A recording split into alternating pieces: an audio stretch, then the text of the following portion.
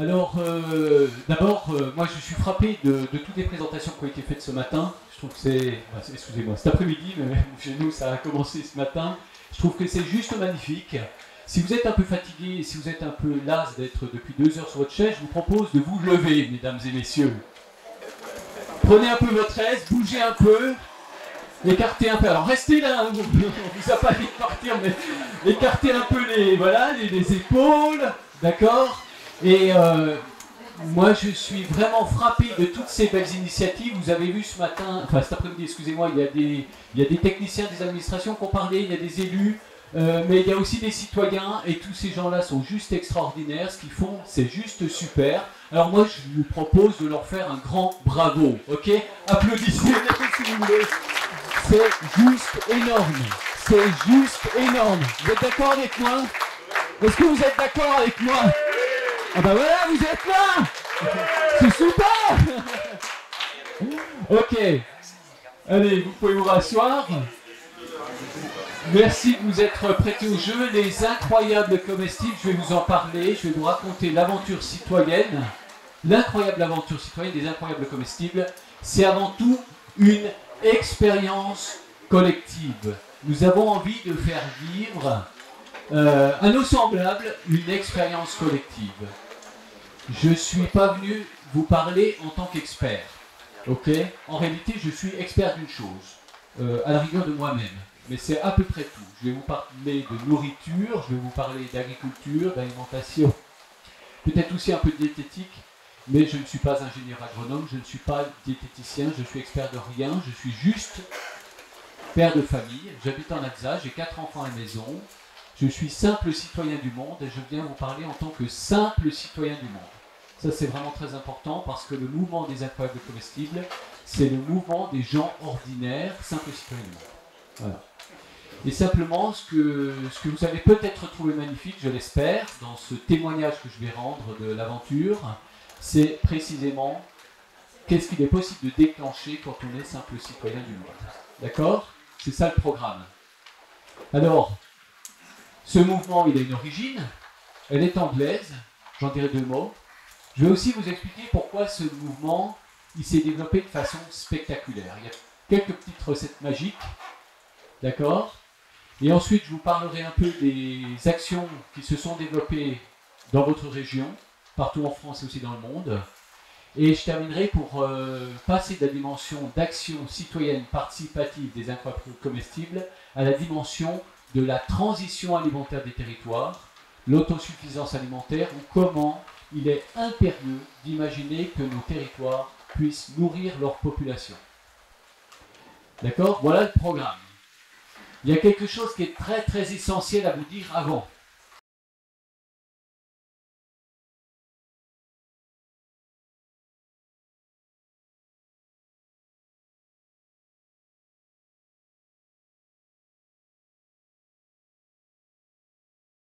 Mesdames et messieurs, je voulais vous dire qu'il y a des gens super qui se sont exprimés avant moi.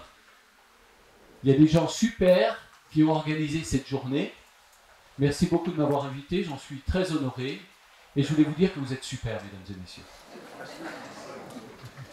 On le sait, moi. Comment vous appelez, monsieur? Christian. Christian, vous êtes super. Je le sais, je le sais. Nickel. Et vous, madame? Michel. Oui, mais enfin, Michel, vous êtes super. Elle n'en doute pas, vous êtes d'accord? Alors, mesdames qui êtes dans cette salle, autant vous dire, permettez-moi de vous dire avec sincérité, vous êtes super, mesdames. En général, il y a une petite manifestation là. Allez, messieurs, vous êtes aussi super. Et on est arrivé au moment où j'aurai une petite demande à vous faire. Est-ce que ça vous dirait de me faire plaisir? Ok, donc j'ai compris. À La Roche-sur-Yon, il faut le faire 2 fois. Mesdames et messieurs, est-ce que ça vous dirait de me faire très plaisir? Voilà, super. Alors s'il vous plaît, tournez-vous vers votre voisin ou vers votre voisine et dites-lui qu'il ou elle est super, s'il vous plaît.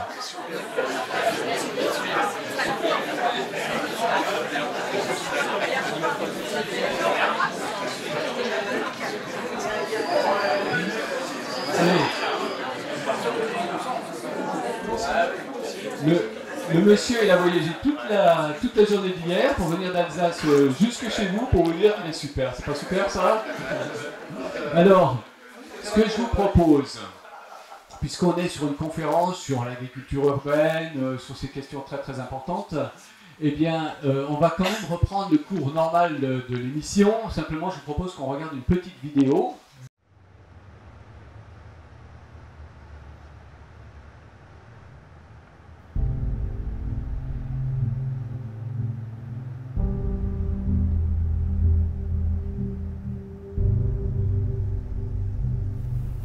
Vous êtes un super photographe, monsieur.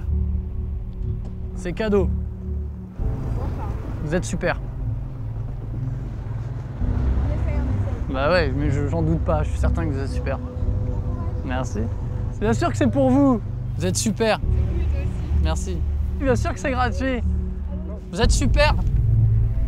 Ça va tweeter, ça va instagrammer. Bonne journée, vous êtes super.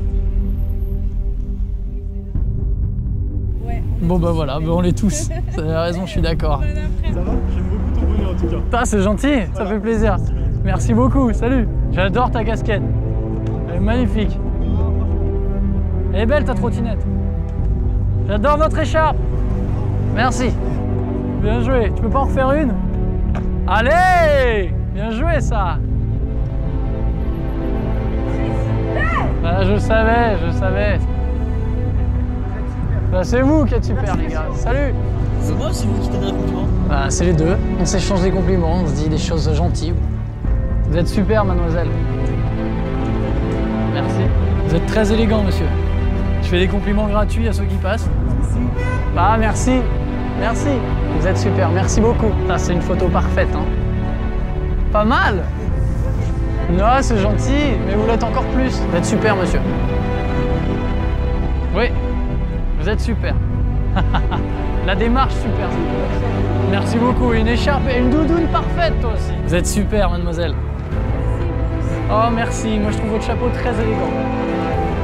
Merci beaucoup. J'adore votre style. Merci. Merci. Vous êtes super. Votre chapeau est sublime. Merci. Ouais, faut propager le message sur les réseaux sociaux.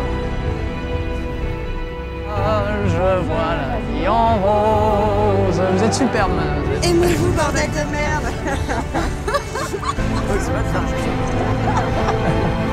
Au revoir.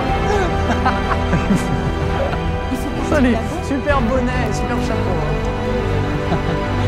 Vous êtes super. Tonton, c'est vous qui êtes superbe. Retenez ça. Non, c'est vous. Vous êtes extra. Moi, je fais les pouces. Et vous faites le sourire. Merci. Vous êtes super. Ouais, on est super. On fait des câlins à la dame. Ah bah un câlin à trois. Oui. C'est tellement rare. Ça c'est gratuit. C'est compliqué.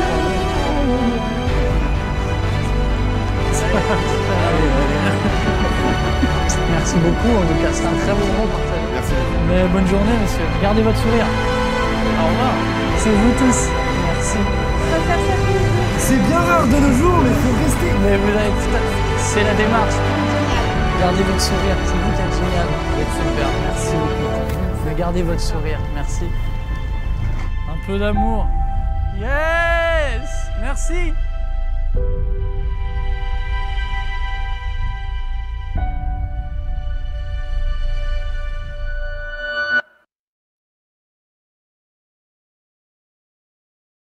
Ça va avec quelques applaudissements, non?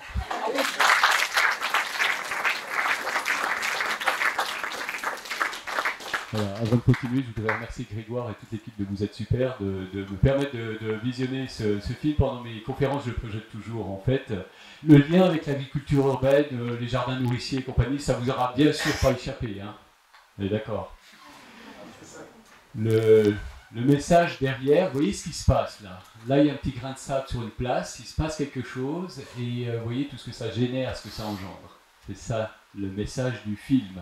Une petite chose toute simple, à un moment donné, peut générer des conséquences extrêmement importantes. Et en réalité, nous sommes super. Ça veut dire quoi, si on va chercher dans le fond? Ça veut dire qu'en tant qu'être humain, quand on se dresse dans notre stature d'être humain, on porte en nous des dispositions intérieures qui nous permettent de créer le rapport harmonieux à l'autre et le rapport harmonieux à la vie. Vous voyez, c'est ça le message. On est super, c'est le point de départ. D'accord? Mais dans la vie, on peut être aussi... Ah, très con. Alors ça, effectivement, ça contredit le premier postulat. D'accord? Dans la vie, on peut être aussi moins super. Alors peut-être que c'est parce qu'on a oublié qu'on était super. Dans la vie, on peut être aussi, mesdames et messieurs, on peut être très super. Ah oui, non, ça c'est une couche de plus, d'accord? Dans la vie, on peut être aussi, mesdames et messieurs, on peut être fatigué. Dans la vie, on peut être aussi, mesdames et messieurs... Non, mais merci, allez, dis-le. Incroyable. Bah oui, tout simplement, on peut être incroyable dans la vie. Qu'est-ce que ça veut dire d'être incroyable, comestible? Eh bien, c'est très simple. Ça veut dire qu'on a envie de révéler aux gens qu'ils sont super. D'accord? Ça veut dire qu'on va poser des actes simples qui vont avoir exactement l'effet de ce que vous voulez voir dans le film. Ok? C'est-à-dire des actes simples qui vont provoquer quelque chose. Simplement, là, Grégoire, il a une pancarte dans les mains, c'est marqué « Vous êtes super ». Et nous, on a aussi une pancarte. D'accord? Et c'est juste pas marqué « Vous êtes super », le message est le même, mais qu'est-ce qui a marqué sur notre pancarte? Ceux qui connaissent un peu le mouvement des incroyables comestibles, servez-vous librement, c'est gratuit. Nourriture à partager, servez-vous librement, c'est gratuit. Voilà. Donc je vais vous raconter l'histoire de la nourriture à partager, servez-vous librement, c'est gratuit. Ok? Alors entre-temps, il semblerait qu'on a récupéré le PowerPoint, c'est super, et c'est moi qui dois l'actionner du coup.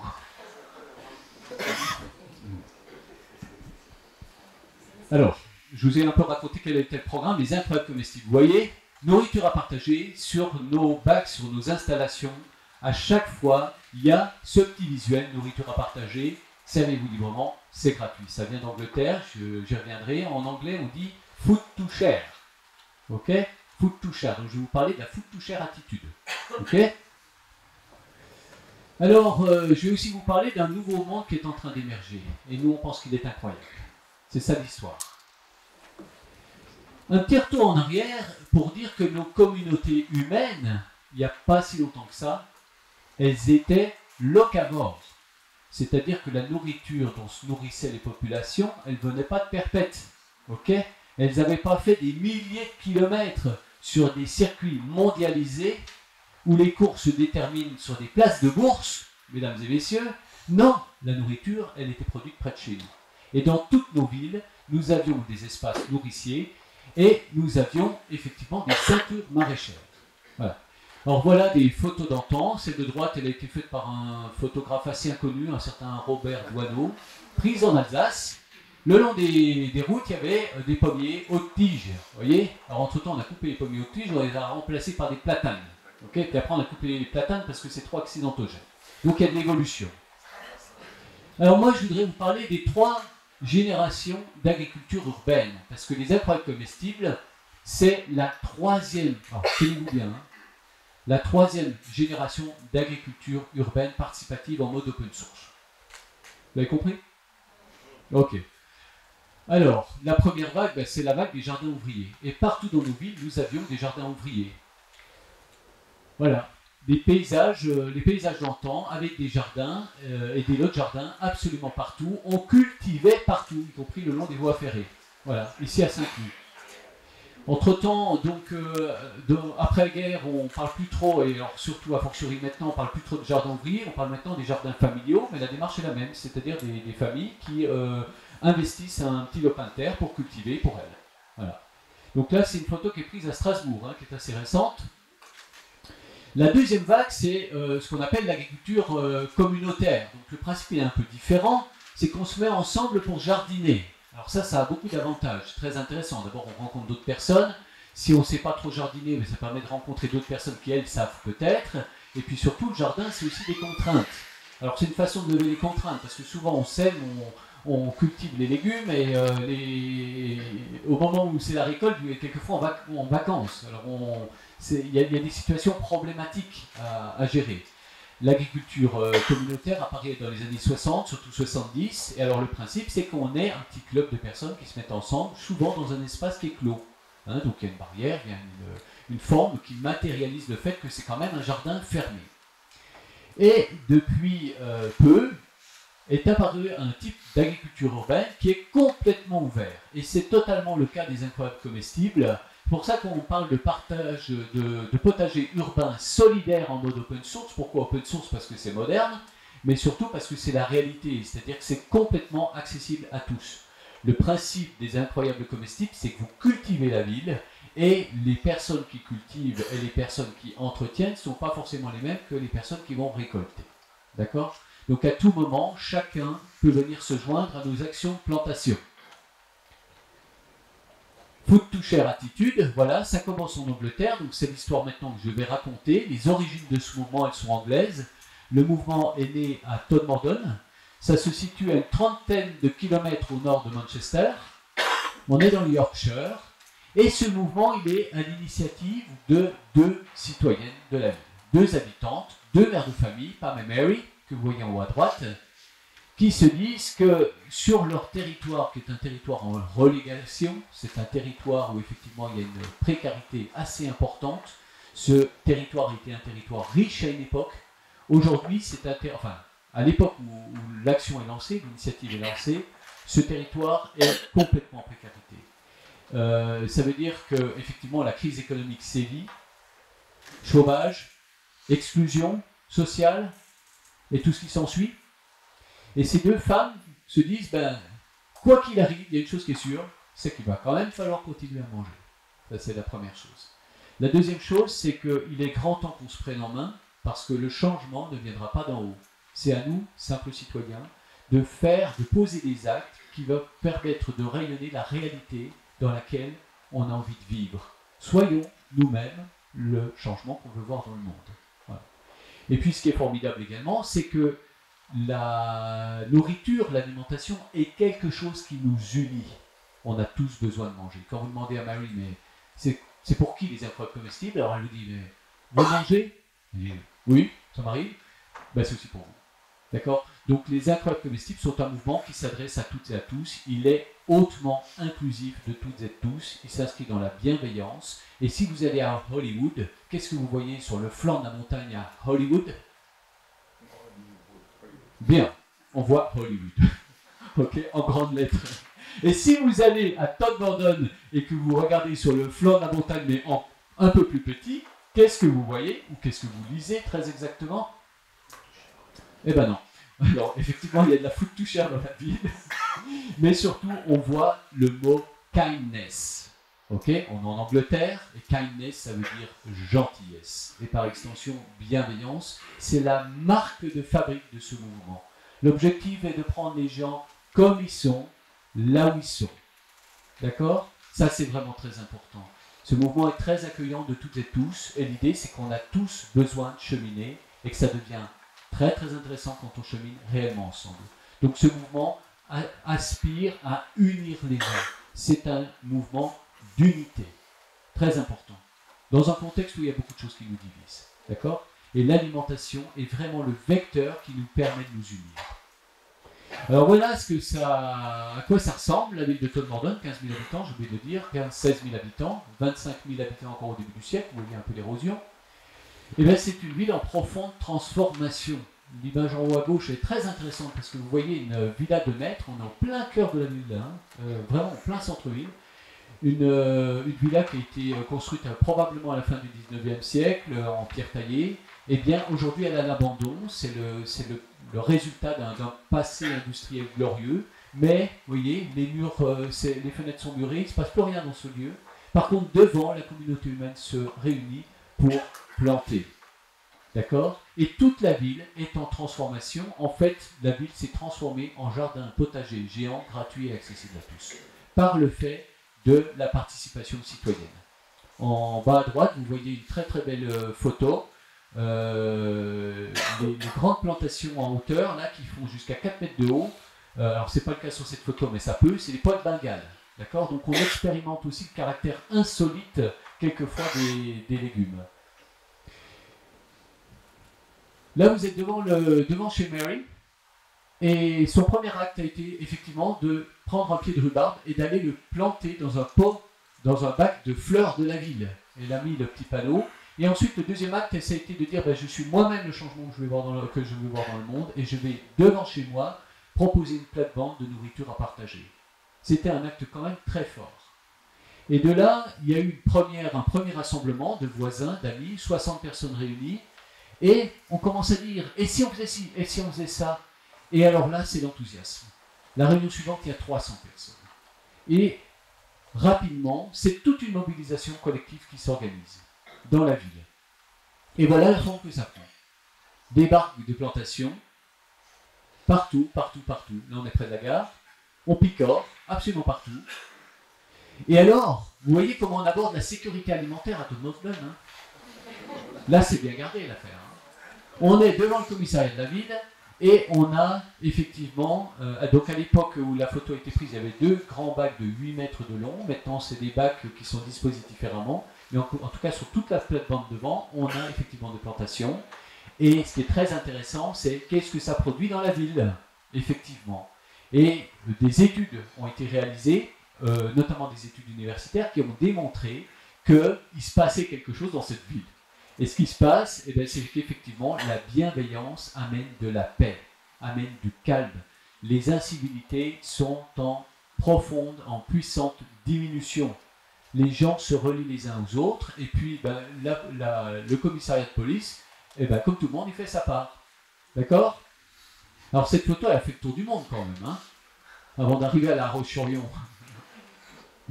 Et puis, ben, le principe des incroyables, c'est la pollinisation. Hein. Nous, on ne fait pas de taches d'huile. Ça, on laisse ça à d'autres. Okay? Nous, on pollinise.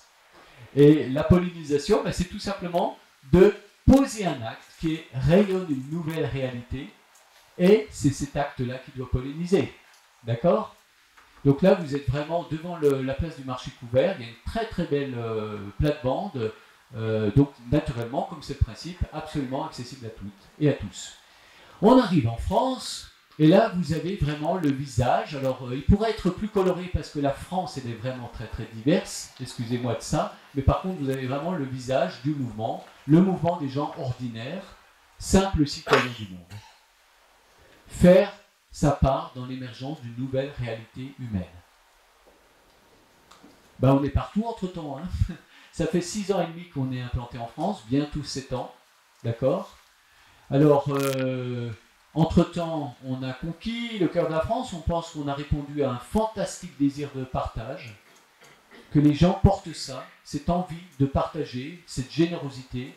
En fait, on pense que la France a un incroyable talent de générosité, justement, et de partage. Et quand on arrive, nous, tous que nous sommes, à nous dégager juste un peu de nos peurs, hein, et de nos craintes dans un modèle de société qui est globalement devenu très anxiogène, si on arrive juste à se libérer de ça, alors il y a quelque chose de très beau qui surgit. Et avec ça, c'est vraiment la matière brute pour construire une nouvelle réalité. On est effectivement partout. Les premières actions ont eu lieu en Alsace, à vrai dire dans nos villages respectifs. Donc chez moi à Fréland, dans la vallée de Kaisersberg, à une vingtaine de kilomètres de Colmar, puisque c'est là qu'ont eu lieu les premières initiatives avec mes voisins, avec ma famille évidemment, mes amis.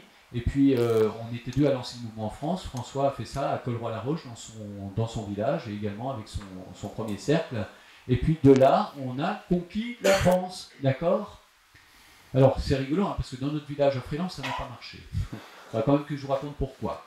Mais des erreurs, ou plutôt de l'échec effectivement de la démarche dans notre village, on a mis en place une petite méthode assez simple qu'on appelle la méthode en 5 étapes et qui fait que ça a très bien marché dans le reste du pays. Et aujourd'hui, nous avons des implantations, on a eu des actions qui se sont développées dans plus de 2000 villes et villages de France. Aujourd'hui, on estime qu'on a des groupes actifs dans à peu près 500 villes et villages. Voilà, pour vous donner un ordre d'idée. Donc vous voyez, je ne sais pas si vous voyez hein, les petites photos, mais à chaque fois, c'est l'étape 1 de la démarche. Ok. Là, il en avance. Là. Donc, vous voyez, les petites photos, là, ce sont des photos de groupes citoyens prises devant le panneau du village, le panneau d'entrée du village. L'objectif étant de montrer la mobilisation citoyenne très massive des incroyables comestibles. Donc, pour vous dire un peu comment on est structuré, d'abord, il y a une implantation en France qui est assez importante. Le mouvement, il est totalement souverain à sa base. Ça veut dire qu'on n'a pas besoin de demander l'autorisation pour faire des incroyables comestibles. Hein? Donc ça, c'est un aspect absolument important. Nous ne sommes pas une association, nous sommes un mouvement citoyen participatif, solidaire. D'accord? Et si vous souhaitez lancer des incroyables comestibles par des actions devant chez vous ou dans votre ville, eh bien faites-le, tout simplement. Et vous allez récupérer toutes les ressources nécessaires, les visuels, sur notre site internet sans problème. Si vous le souhaitez, vous pouvez nous dire, on a commencé les incroyables comestibles ou on fait les incroyables comestibles ici ou là, et nous on va vous référencer au niveau national. Nous, c'est l'équipe nationale, donc c'est au centre. Donc il y a effectivement une association nationale, mais qui n'est pas une structure de gouvernance, qui est une structure d'appui technique et de facilitation du développement du mouvement citoyen. D'accord? Effectivement, entre-temps, le mouvement est implanté dans plus d'une vingtaine de pays. On estime qu'il y a plus de 1200 communautés dans le monde, mais c'est compliqué à calculer exactement et toujours au fait de ce qui se passe, hein, parce que par définition, il y a beaucoup d'actions qui ne sont pas référencées. Et puis il y a aussi des actions qui sont très éphémères. Et la dernière chose, c'est qu'on a été puissamment relayé par la presse et les médias, et les grands médias, et ça a été vraiment un facteur de développement. Notre initiative a été accueillie de façon très très élogieuse par la presse. J'y reviendrai. Alors ben, justement, j'y suis. Voilà, donc de très très nombreux articles, toujours très intéressants. Donc quand nos villes se transforment en potager géant et gratuit, là je ne sais plus exactement quel magazine c'est, ça c'est la revue de la MGEN, les incroyables comestibles, le mouvement anti-crise. Là, à gauche, Positivaire, c'est de la nourriture gratuite à chaque coin de la rue, le phénomène génial qui contamine la France. On est quand même très fiers de ça. Hein. Et puis à Metz, où on a plus de 20 jardins partagés dans toute la ville, ça a vraiment pris une grosse dimension, d'autant que de l'initiative Incroyable Comestible est née une association qui s'appelle Motrice, qui porte l'agenda de la transition citoyenne, donc plus seulement l'agriculture, les plantations, la nourriture, mais également tous les autres sujets, le transport, l'habitat, l'éducation et ainsi de suite. Et de ces deux premières associations sont nées une troisième qui s'appelle Oasis Tergène, qui porte le projet d'autosuffisance alimentaire et de transition alimentaire sur la métropole de Metz. Voilà. Et à chaque fois, des initiatives citoyennes. Hein, donc le succès fou des incroyables comestibles à Metz. On a plus de 1000 articles de presse et une trentaine de reportages télé de premier plan, et je vais vous en montrer un juste après. Donc voilà un peu comment ça se passe. Ben, tout simplement, on le fait. Donc on se réunit, on fait des plantations avec les autorisations qui sont nécessaires, quand c'est nécessaire évidemment. Et là, vous êtes à Saint-Nazaire. Ensemble, tout devient possible. Et puis, c'est tellement plus simple. Parce qu'ensemble, on est fort. D'accord? Donc là, vous êtes à Nice. L'idée, bah, c'est de faire surgir une nouvelle réalité végétale et nourricière au cœur de nos villes qui sont beaucoup trop minérales. Et faire ainsi la pédagogie du manger sain, du manger local. Alors ça prend toutes sortes de formes. Ici, vous êtes à Plomelin, dans le Finistère. Partout dans les villes, on a des enfants qui se mobilisent pour faire des incroyables comestibles. Ici, cette jeune fille, elle appartient au conseil municipal des enfants de Plomelin, hein, qui s'est fixé pour objectif de transformer la commune en espace nourricier. Voilà encore à Plomelin, donc planter la vie dans son école. De facto, nous avons beaucoup d'actions en milieu scolaire, de la maternelle au lycée et des coopérations avec les lycées agricoles. Donc ça, c'est vraiment très appréciable. Et à chaque fois, la même démarche, le lien entre le local et le global. Ça, c'est très important. Voilà un peu l'énergie du nouveau monde qui se déverse. Hein, cette photo, elle a été prise à Guebwiller. C'est une famille qui a lancé les incroyables comestibles à Guebwiller, dans le Haut-Rhin. Prendre soin de la terre. Et en prenant soin de la terre, ben, nos enfants, ils déversent l'énergie du nouveau monde. D'accord, ça c'est vraiment les grands thèmes des incroyables comestibles. Là, on a changé de région puisqu'on est au lycée Berthollet à Annecy. Le matin, on fait une conférence qui ressemble à ce qu'on est en train de faire là. Et puis l'après-midi, on fait des plantations dans le lycée. Voilà. Et les jeunes découvrent découvrent quelque chose et ont grand plaisir à le faire. Vous avez une petite vidéo qu'on a réalisée à l'issue de cette journée, où les jeunes qui étaient encore là s'expriment sur qu'est-ce qu'ils ont vécu dans la journée. Et regardez-la, elle est juste énorme. Elle est juste énorme. Il y a une jeune fille qui dit ah oui, c'était vraiment incroyable cette journée. Et il y en a une autre qui dit on n'a jamais vécu ça. Ok. Et il y en a une troisième qui dit on devrait faire ça dans toutes les écoles de France. Et il y en a une autre qui dit mais non, on devrait le faire dans toutes les écoles du monde. Vous voyez un peu le truc. Hein. Alors bien sûr, ça c'est vraiment magnifique. C'est juste énorme. Parce que ce mouvement, il est vraiment inclusif de tous. Chacun, tel que nous sommes, avec nos aptitudes, nos capacités. Et fondamentalement, ce mouvement est intergénérationnel. Parce que la vie, elle est dans la diversité. D'accord? Donc c'est important de reconnaître la communauté humaine dans la participation de tous ses membres. On est très heureux de ces actions qui ont lieu en lien avec les écoles, évidemment, mais aussi en lien avec les maisons de retraite, les foyers seniors et ainsi de suite. Ça, c'est vraiment très important, j'y reviendrai. Alors là encore, ce qui est très intéressant, là c'est un article de presse, mais ce qui est intéressant, c'est de voir une nouvelle réalité qui surgit au pied de nos barres d'immeubles. Qu'est-ce que c'est que les pieds de nos barres d'immeubles, mesdames et messieurs? Eh bien, ce sont des déserts verts. Vous avez les pelouses, ok? Mais sur les pelouses, il ne se passe rien. Au mieux, les enfants vont jouer au ballon, c'est super, c'est déjà ça. Mais fondamentalement, en termes de lien social et en termes de biodiversité, c'est très très pauvre, évidemment. Et en plus de ça, c'est des coûts pour les bailleurs sociaux. Vous voyez le truc? Eh bien, à partir du moment où on implante des jardins à ces endroits-là, on recrée du lien, on recrée de la réappropriation, le thème fondamental des incroyables comestibles, et puis on crée de la préservation du lieu, du lien social, et tout le monde est gagnant. Et on réduit les coûts. Vous voyez? Y compris les coûts qui sont induits par un système qui marche sur la tête. D'accord? Alors, on a franchi l'océan pour arriver au Québec, libre, depuis un certain temps déjà. Mais entre-temps, il est devenu incroyable, parce qu'on a une trentaine d'actions, en tout cas une trentaine de villes, où des actions incroyables comestibles sont développées. Là, vous êtes juste devant le Parlement du Québec. Ok? Donc ça, c'est juste énorme aussi. Là, vous êtes à Montréal, et vous voyez un peu l'activité incroyable comestible Montréal, mais d'une façon générale, les citoyens qui se mobilisent pour transformer leur ville. Alors, je vais encore raconter l'histoire de Bayonne, ça va aller très vite. On a beaucoup d'actions à Bayonne. D'une façon générale, nos actions sont portées par des gens qui portent des incroyables comestibles, mais d'une façon générale, la végétalisation de la ville. Là, en l'occurrence, le petit projet que je vais vous montrer, 17 résidences HLM sont concernées. Ça concerne environ 2000 familles. Et là, vous voyez Christiane, 84 ans, qui habite dans l'immeuble qu'on voit juste par là, mais qu'on va voir après. Voilà. Et alors, on était dans un de ces lieux où effectivement, il ne se passait pas grand-chose. Et un groupe d'habitants entreprend de transformer la réalité du lieu. Donc, on commence à investir la terre avec les autorisations nécessaires en lien, en partenariat et soutenues par les bailleurs sociaux et par la ville. Et voilà une réalité qui est en train d'émerger. Voilà. Donc, les enfants sont présents. Quelquefois, et là, on a le petit groupe qui est à l'initiative. Vous voyez, c'est vraiment quelquefois que quelques familles qui s'unissent pour transformer complètement la réalité. Et puis, ça devient un lieu de passage, ça devient un lieu où il se passe quelque chose. Alors, les enfants, qu'est-ce qu'ils faisaient en rentrant de l'école avant? Ils allaient regarder la télé.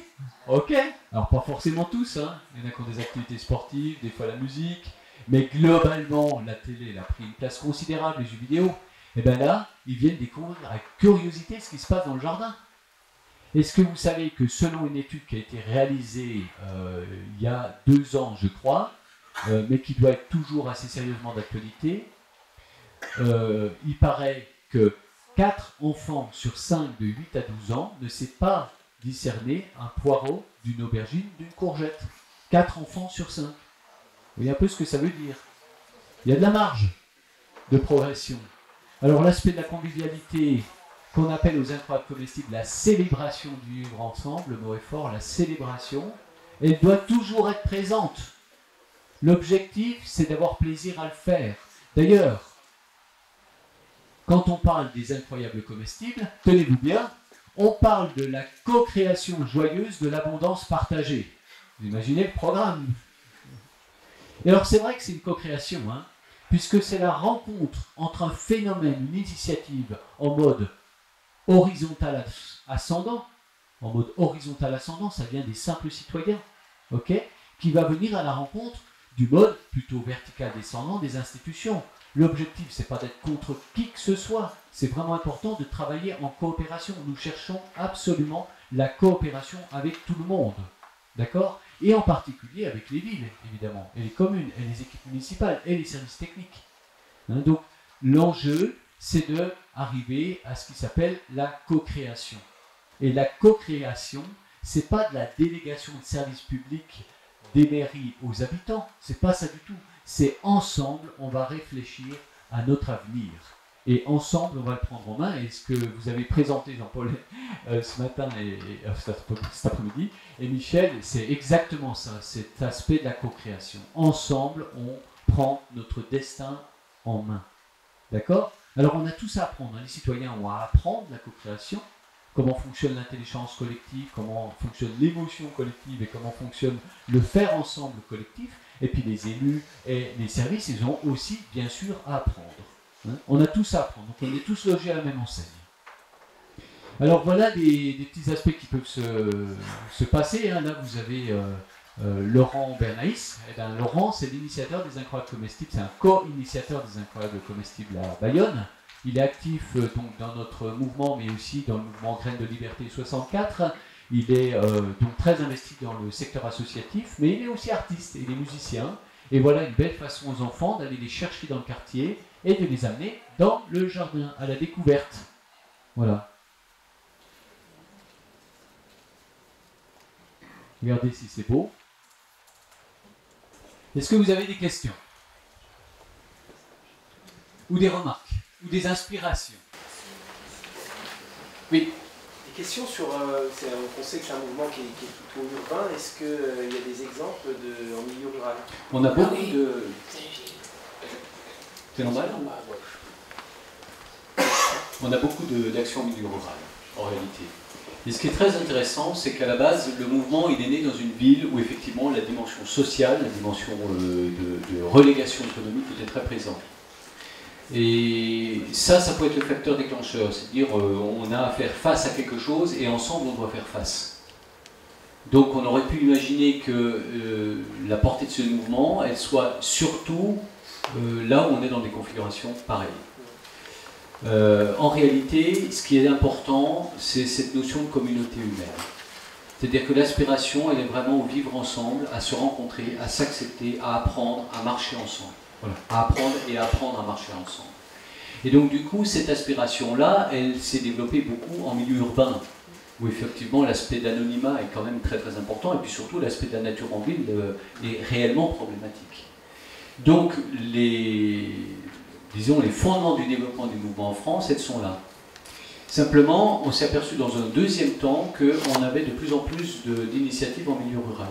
Tout simplement parce que, y compris dans les villes dortoirs ou y compris dans les villages traditionnels, les gens ont besoin de se rencontrer et de faire quelque chose ensemble.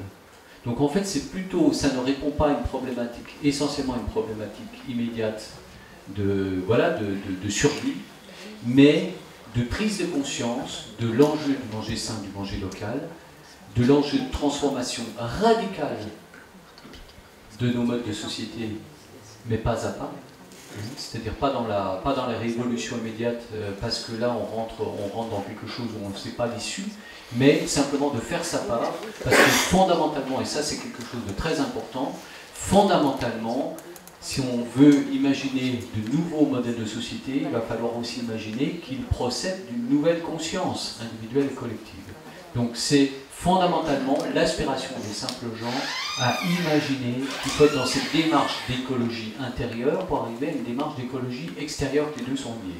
Ça, c'est vraiment très important. Et donc, qu'on soit en ville ou à la campagne, ça se manifeste. Il y a quand même une grosse différence dans les actions ville-campagne, c'est qu'en ville, effectivement, le lien à la terre nourricière, il est complètement évacué depuis de longues années. Et maintenant, il va falloir faire machine arrière. Ça va être compliqué. Mais c'est essentiel de poser des actes qui vont nous permettre de cheminer vers ça. Ça, c'est la première chose. Et d'ailleurs, si vous connaissez Pierre Rabhi, est-ce que vous avez déjà entendu parler de Pierre Rabhi? Oui. Ok. Alors, Pierre, il dit les sociétés d'aujourd'hui, ça a tendance à partir en vrille parce qu'on a coupé le lien internourricière. Nos sociétés sont devenues globalement hors sol. Alors là, vous voyez, on commence à raconter une histoire, mais on va en raconter d'autres. On va parler aussi de l'agriculture. Et puis ce soir, on va parler des 20 années qui sont devant nous pour révolutionner l'agriculture. Et d'imaginer, pour prendre conscience collectivement, que la question de l'alimentation est un enjeu civilisationnel, fondamentalement. Donc quand les citoyens font leur part pour créer ça, on est en train de tacler le cœur d'un enjeu civilisationnel. D'accord ? Ça commence par la santé de chacun, mais quand on se projette un peu, ça va avoir une incidence sur tout notre contexte d'évolution.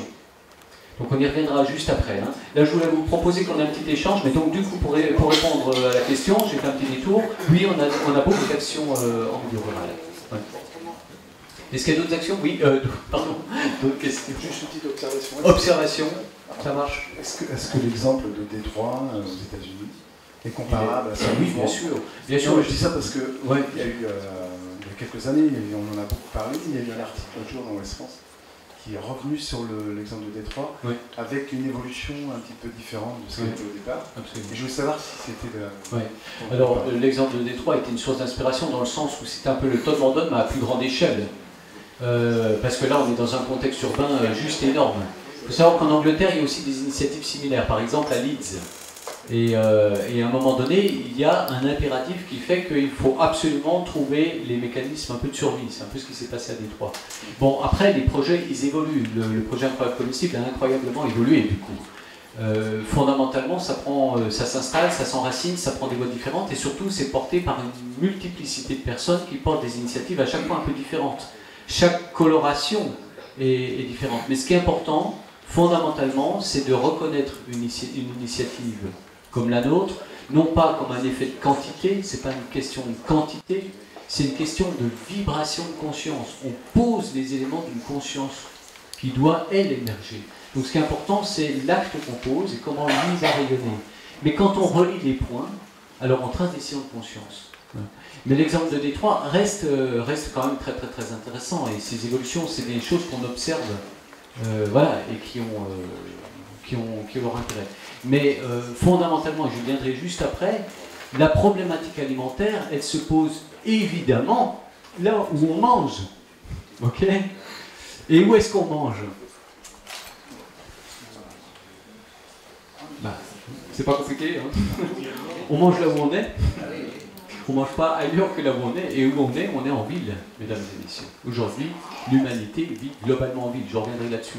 Donc c'est pour ça que des inspirations comme celle des exemples qu'on puisse passer dans les grandes villes qui se transforment en espaces nourriciers, avec tous les enjeux qui sont derrière et toutes les problématiques évidemment que ça soulève. À Détroit, il y a eu aussi beaucoup d'apprentissage de ce point de vue-là. Il y a eu beaucoup de difficultés. Et puis le lien à la terre, c'est pas si évident. Hein, donc, moi j'aurais tendance à dire, ceux qui doivent nous nourrir, c'est pas nous-mêmes, on va pas tous se réapproprier de A à Z notre assiette, évidemment. On n'a pas tous la fibre jardinière. Par contre, je pense qu'il y a quelque chose qu'on partage de plus en plus, c'est l'enjeu qu'il faut manger de façon saine. Et il y a un lien qui s'établit entre le sain et le local, tout simplement parce qu'entre-temps, on a l'aspect carbone qui intervient. Voilà. Donc, fondamentalement, un mouvement comme le nôtre n'a pas vocation à rendre la ville complètement nourricière, mais à initier ce qui permet de gagner l'autosuffisance alimentaire des territoires, c'est-à-dire l'articulation ville-campagne, repensée, réfléchie. Je vais aborder donc dans la deuxième partie tous ces aspects de la transition alimentaire. J'ai une question. Oui, pardon. Ça vient d'où la question? Elle est où? Là. Ah oui, ok, pardon. J'ai pas mes lunettes. Là, on parle du coup de citoyens qui prennent le mouvement, on va dire. Oui. Si la démarche, voilà, du coup c'est mon cas, je suis convaincu par rapport à ce que vous dites. Et moi, ma difficulté aujourd'hui, c'est justement d'éveiller la population à ce genre de démarche. Oui. Quel conseil, du coup, pouvez... En tant qu'élu... En tant qu'élu, d'accord. Alors, c'est très rigolo parce qu'au départ, on avait nos premières démarches, les élus n'étaient pas super convaincus. Les équipes n'étaient pas super convaincues au départ. On arrivait dans le paysage, c'était un peu particulier. Ok. il y a plein de questions qui se posaient et nous-mêmes on n'avait pas les réponses. Donc c'était globalement un peu compliqué. Je fais juste une petite parenthèse pour dire que le mode d'action en Angleterre est différent du nôtre. Depuis le départ, nous préconisons de faire des actions avec les autorisations nécessaires, sachant que les élus ne gèrent pas toutes les autorisations. Hein, si vous êtes donc à la maison de retraite, eh ben c'est avec la maison de retraite qu'il faut voir. Si vous êtes avec les bailleurs, devant les barres d'immeubles, eh ben c'est avec les bailleurs sociaux. Et puis à l'école, c'est aussi un statut particulier de territoire. Voilà, donc par rapport aux élus, effectivement avec les autorisations. Maintenant pour répondre, le mouvement c'est un mouvement citoyen. Mais très très régulièrement, nous sommes sollicités par des élus qui souhaitent lancer des incroyables comestibles dans leur commune. Et la question est, est-ce que ça peut? Eh bien oui, ça peut. Ça peut d'autant plus qu'on n'a pas besoin de demander l'autorisation, d'accord, tant qu'on agit à l'intérieur de la charte éthique. La charte qui scelle le mouvement, qui scelle le bien commun de ce mouvement citoyen. Et un des aspects, c'est de dire ce mouvement, il est totalement non lucratif. Mais il est également totalement apolitique au sens partisan du terme. Donc à partir du moment où les élus souhaitent initier la démarche dans un esprit de co-création avec les habitants, ben allons-y.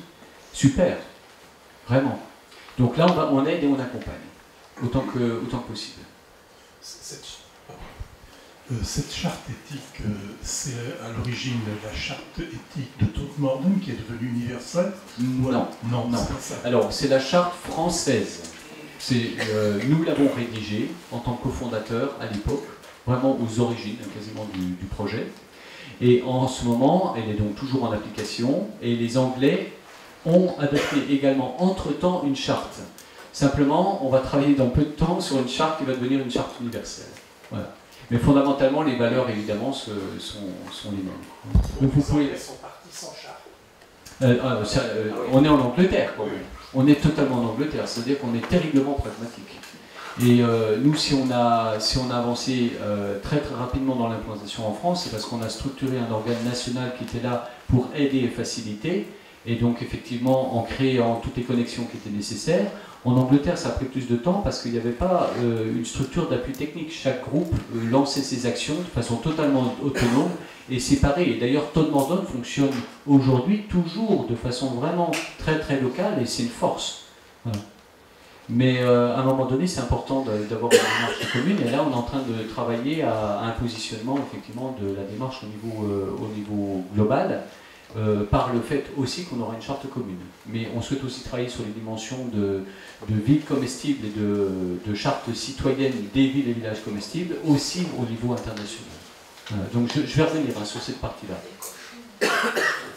J'avance un petit peu, vous avez encore des questions? De toute façon, intervenez quand vous voulez. Et puis il y aura de toute façon une séquence. Alors, je ne sais pas pourquoi j'ai marqué Val-de-Mort, parce que c'était Pays de Loire. Donc effectivement, voilà, j'ai fait là le recensement des actions qu'il y a eu. Il est probable qu'il y en a bon nombre qui ne sont plus en cours. D'accord? Mais en tout cas, là, il y a des citoyens qui se sont manifestés et qui ont conduit des actions. C'est le principe des incroyables comestibles. C'est qu'on fait sa part. D'accord? Quelquefois, on a des actions qui sont très éphémères. Elles vont durer une saison. Quelquefois, elles s'enracinent durablement. Il y a des groupes qui s'arrêtent. Il y a des groupes qui continuent.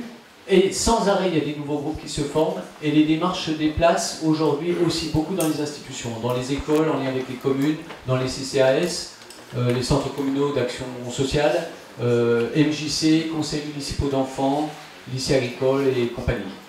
Vous voyez? Donc c'est un mouvement qui est très vivant. Et c'est le principe. La vie, elle est mouvement. Alors quelquefois, j'ai des groupes qui m'appellent, des gens qui m'appellent et qui me disent c'est devenu un peu dur là, on n'est plus beaucoup, on patine un peu, ça repose sur peu d'épaules, on a un peu du mal. Et alors là je leur dis mais pourquoi vous n'arrêtez pas? Ils me regardent un peu curieusement, ils me disent quoi? Arrêtez, c'est toi qui nous dis ça? Ben oui, parce que c'est juste quand on est dans la bonne énergie. Les incroyables comestibles, c'est une énergie, vous voyez? Donc il faut être dans cette énergie. Quand on n'est plus dans cette énergie, il faut absolument arrêter, il faut prendre du temps pour soi éventuellement, il faut prendre du temps pour sa famille, éventuellement on peut s'impliquer dans d'autres actions citoyennes, on peut avoir toutes sortes d'autres activités, mais ça doit être juste. Et ça n'est juste que quand on fait notre part. Et quand on fait plus que notre part, ça n'est plus juste, donc il faut arrêter. D'accord? Et je termine juste pour dire que c'est pas grave de s'arrêter parce que tout ce qui est ensemencé, à un moment donné, fleurit. C'est ça qui est important. Peut-être ici, ou peut-être là. Peut-être demain, peut-être après-demain, peut-être après-demain. Mais il n'y a aucune graine qui ne va pas germer un jour ou l'autre. Et de facto, nous avons beaucoup de résurgences. Donc il y a un groupe qui s'arrête, mais peu de temps après, l'initiative est reprise par un autre groupe, d'autres personnes, et ainsi de suite. Donc il n'y a aucun souci avec ça.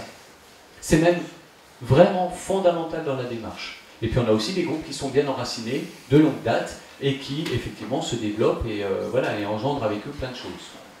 Mais... Oui, je disais, si justement le groupe s'arrête, oui, la structure, c'est-à-dire les carrés, les entourages bois, ces entourages, ces carrés vont être sur un terrain soit privé des bailleurs, soit de la commune. Donc comment ça se passe derrière? Il faut que la commune reprenne l'entretien ou pallie à ça, parce qu'on rencontre un petit peu ça quand même. Alors c'est une des difficultés, effectivement. Il y a les messages que nous on prône, ok, et puis il y a la réalité du terrain, c'est-à-dire qu'on n'a pas de lien hiérarchique avec les personnes qui font les incroyables comestibles. On en appelle au bon sens et à la responsabilité de chacun. Nous, notre mot d'ordre, c'est qu'on se replie de correcte façon. Il n'y a aucun souci de se replier, mais effectivement, si c'est des bacs, on replie les bacs, ou alors on trouve à les faire adopter. Donc il y a eu des mouvements de repli dans plusieurs communes et ça se passe bien. Les bacs arrivent à l'école ou alors ils arrivent à la maison de retraite, il y a des accords et ainsi de suite. Si c'est des plates-bandes, alors là, effectivement, il faut les remettre en état et il y a un mode opératoire à trouver avec ceux qui nous ont confié les plates-bandes. Mais c'est pour ça que la notion d'occupation du domaine public me semble intéressante parce que c'est une co-responsabilité. Donc aujourd'hui, c'est formalisé. C'est ce qu'on appelle le permis de végétaliser. Et les premiers qui ont inventé le permis de végétaliser, c'est à Tonne-Mandonne. Voilà, et ensuite Paris l'a développé, et aujourd'hui on le retrouve dans de nombreuses communes. Mais cette idée qu'on formalise un peu le rapport entre nous, moi ça me va très bien, ça me semble bien. Mais il faut replier en bon ordre, de la même façon qu'il vaut mieux moins de bacs et moins de plates-bandes, mais que ça suscite l'émerveillement, que d'une certaine façon, de se perdre avec beaucoup d'installations un peu partout en ville. Donc moins, mais bien. Voilà, ça c'est aussi le message. Alors moi je suis aussi gestionnaire d'espaces publics et d'espaces verts. Et je suis aussi gestionnaire d'espaces publics et d'espaces verts. On observe depuis quelque temps un fort mouvement de végétalisation de nos centres-bourgs et de nos centres-villes. Mais on observe aussi beaucoup de commerçants qui ferment leurs portes. Et c'est une question qui me vient à l'idée comme ça. Je me dis, on se bat pour garder les commerçants dans nos centres-villes. Et je me vois mal aller végétaliser ou de laisser libre un espace devant un vendeur de légumes, par exemple. Comment c'est perçu par les professionnels? On voit de plus en plus de magasins bio qui s'organisent aussi. Alors comment c'est vécu par ces gens de cette profession? Alors, y a-t-il concurrence avec les commerçants ou les producteurs locaux? Alors, ce qui est important de voir, c'est qu'à Tonne-Mandonne, il y a à peu près 120 installations dans toute la ville. D'accord? Et la démarche, c'est de se dire, on se met en mouvement vers l'autosuffisance alimentaire. Ok. Bon, nos 120 espaces de plantation partagée, c'est pas ça qui nourrit la population, ça ne nourrira jamais la population. C'est complètement peanuts, si on peut dire ça comme ça. La vocation, elle est éminemment pédagogique. Et là, on le voyait bien dans le film sur TF1, c'est-à-dire que la concurrence, elle n'est pas du tout avec les jardiniers amateurs. Elle n'est absolument pas là. Au contraire, on est en train de transformer la demande. C'est ça, l'enjeu, c'est la transformation de la demande alimentaire locale. Faire évoluer le système alimentaire local, c'est commencer par transformer la demande, parce que la demande va générer une transformation de l'offre. Aujourd'hui, si les centres-bourgs se vident, c'est aussi parce qu'on va faire nos courses à l'extérieur. On prend sa voiture et on va au supermarché. Qu'est-ce qu'on va acheter au supermarché? En quoi ça favorise le développement d'économies locales? Voilà. Eh bien, d'amener des petites actions à vocation hautement citoyenne, pédagogique, permet de prendre conscience que, voilà, il faut quand même bien calculer notre affaire parce qu'on est en train de nous vider économiquement, socialement, écologiquement. Donc voilà, donc la réponse en fait elle est là, elle est vraiment là. C'est très important. Donc pas de concurrence, bien au contraire. Ce qui nous intéresse, c'est de permettre de... Alors par rapport aux commerçants, là j'ai un peu répondu, mais par rapport aux producteurs cette fois-ci, fondamentalement, nous pourrons nourrir nos populations localement parce que nous aurons des producteurs, évidemment. Et donc l'enjeu, c'est de multiplier et diversifier les productions locales, de les rendre accessibles au plus grand nombre, et effectivement des productions locales qui sont saines, c'est la base du nouveau système. Alors, moi j'habite dans une vallée, 17 000 habitants. Jusqu'à peu, il n'y avait pas un seul maraîcher professionnel. La vallée de Kaysersberg, vous allez juste en bas, la vallée de Münster, le fromage. Il y avait du fromage, mais il n'y avait pas de maraîcher non plus, vous voyez. Et puis juste au-dessus, la vallée de Sainte-Marie-aux-Mines, il n'y avait pas de maraîcher professionnel.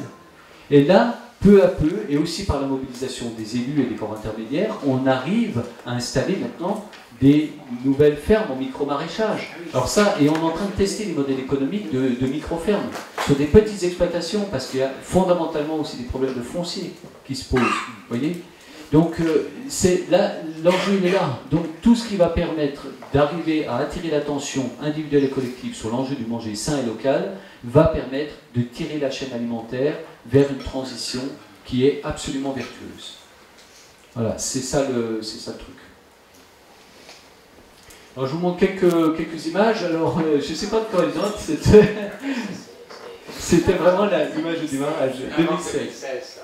Alors 2016, hop. Là vous êtes à Saint-Viau, mais je ne sais plus dans quel département c'est. 44. Voilà, on est avec les enfants. Là, petit groupe qui a démarré à Cholet, qui fonctionne bien entre-temps à Cholet, ça fonctionne bien. Moi je passe un peu vite, Chemillé, mais je ne sais plus trop où c'est. Alors on en vient aussi avec 49, oui c'est ça. 49. Ça c'est des images de Chemillé. Chemillé. Voilà. Le Migron. Voilà, à chaque fois, alors, naturellement, ils ont leur propre communication en général, donc on retrouve un peu les actions, mais vous voyez, voilà comment ça se manifeste, en général. Alors là, je voulais vous montrer qu'il y avait des gilets jaunes. Alors, là, cette photo, elle me pose un peu question, parce que toujours, il y a beaucoup d'enthousiasme à faire des actions. Après, on est dans l'époque où on est dans l'époque de la maturité, après 6 années, 7 années de fonctionnement. C'est important qu'on regarde ce qu'on a fait jusqu'à présent. Là, on est quand même carrément sur la route, quoi. Hein, donc on est à hauteur de pot d'échappement. Je trouve que c'est bien de végétaliser, mais là je mettrais plutôt des fleurs. Voilà, donc ça c'est aussi une question qui se pose, la question de la pollution. Alors j'ai vraiment mis cette photo pour les gilets jaunes parce qu'il fallait quand même faire un petit clin d'œil à l'actualité. Ok, mais voilà, cette photo pose question. On pourra peut-être y revenir si vous avez des questions là-dessus d'ailleurs. Alors, je vais vous parler d'un partenariat qu'on a mis en place avec un groupe. Pardon, oui. Juste quand je vois ça, moi ça me fait. Juste quand je vois ça, je remarque que bien souvent on voit beaucoup de choses en hors-sol et concrètement pour des novices. C'est vraiment l'idéal pour ne pas réussir le hors-sol. Parce que ça va manquer d'eau, il n'y aura pas assez de matière organique, il y aura les problématiques de bac. Est-ce que vous allez dans le sens de favoriser la pleine terre, le plein champ avec du paillage et du bon sens agricole, quoi? Alors, du bon sens agricole, mais ça dépend de quelle agriculture. Mais effectivement, du bon sens agricole. Alors la première chose, c'est qu'effectivement notre mode opératoire en milieu urbain, c'est surtout les plantations hors sol, pour plusieurs raisons. Et effectivement, une des raisons, c'est la problématique de la pollution des sols, également, alors évidemment ça revient toujours à la question des déjections canines et voilà, des piétinements plus faciles en milieu urbain. Alors c'est vrai que ce n'est pas une condition idéale parce que la plante a besoin de son espace et d'un milieu de vie. En fait, la plante se développe au mieux quand on est dans un milieu de vie qui est très stable. Et c'est pas le cas, il faut qu'il y ait une forme d'inertie en termes d'humidité, de température, et c'est absolument pas le cas dans un bac. Surtout pas s'il n'y a pas une profondeur. Bon, avec les aromatiques, on s'en tire encore pas trop mal, mais ça reste quand même très très symbolique. On est d'accord. Alors même dans les bacs, on peut faire de la perma. C'est de la micro-perma, mais on peut construire donc les différentes couches d'une butte lasagne y compris dans un bac de plantation. Mais ce n'est pas idéal, c'est absolument évident. Donc on a le souhait d'aller sur de la pleine terre, autant que possible. Mais il reste la question de la pollution des sols, clairement. Voilà. Donc l'idée, c'est d'avoir des jardins, et effectivement, comme ceux qu'on a visités ce matin, donc ici, des jardins où on peut véritablement investir. Le fait qu'il y ait la coopération des services municipaux et des organismes associés, ça permet aussi de pouvoir lancer des études, et ça c'est important sur la qualité des sols. Voilà, de ne pas faire absolument n'importe quoi, il faut quand même beaucoup de bon sens. Voilà. Donc l'idée d'avoir un jardin qui soit un peu un lieu central et ensuite des relais dans la ville par des plantations hors sol, ça nous va bien. Voilà, mais d'avoir un jardin central, c'est assez intéressant.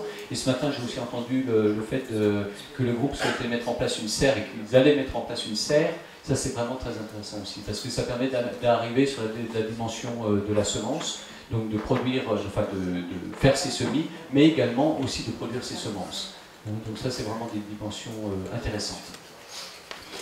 Je regarde un petit peu l'heure qui tourne. J'avais encore quelques petites choses à vous dire sur la ville nourricière. Je vais passer un peu vite sur un partenariat qu'on a mis en place avec des maisons de retraite d'un groupe qui s'appelle le groupe Colisée, avec des actions dans 102 structures de ce groupe, mais en réalité, les actions dans les maisons de retraite, on en a de plus en plus. Donc je passe un peu vite. Ah, peut-être cette citation là. Oui, alors ça, c'est quand même très intéressant comme citation parce que c'est bien au cœur du sujet. Hein. Alors que les problèmes du monde s'aggravent et deviennent de plus en plus compliqués, leur solution demeure honteusement simple. C'est l'histoire du film de ce soir. Je vous invite vraiment à aller voir le film de ce soir, qui a été produit donc, dans le giron de l'association Ferme d'Avenir, qui a pour projet de recréer en France 30 000 fermes, micro-fermes, fermes en micro-maraîchage plus exactement, entre autres en permaculture. Et effectivement, c'est fondamental de comprendre que face à l'enjeu mondial, l'enjeu alimentaire mondial, toutes les réponses existent.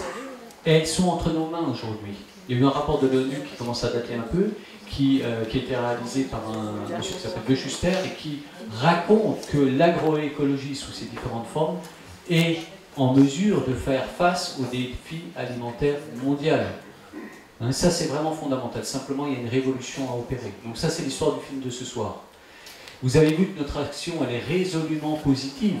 Hein, l'objectif c'est pas de pleurnicher, c'est d'avancer. C'est de poser des actes qui vont permettre d'imaginer qu'on peut ensemble construire un nouveau monde. C'est un enjeu civilisationnel, comme je disais tout à l'heure.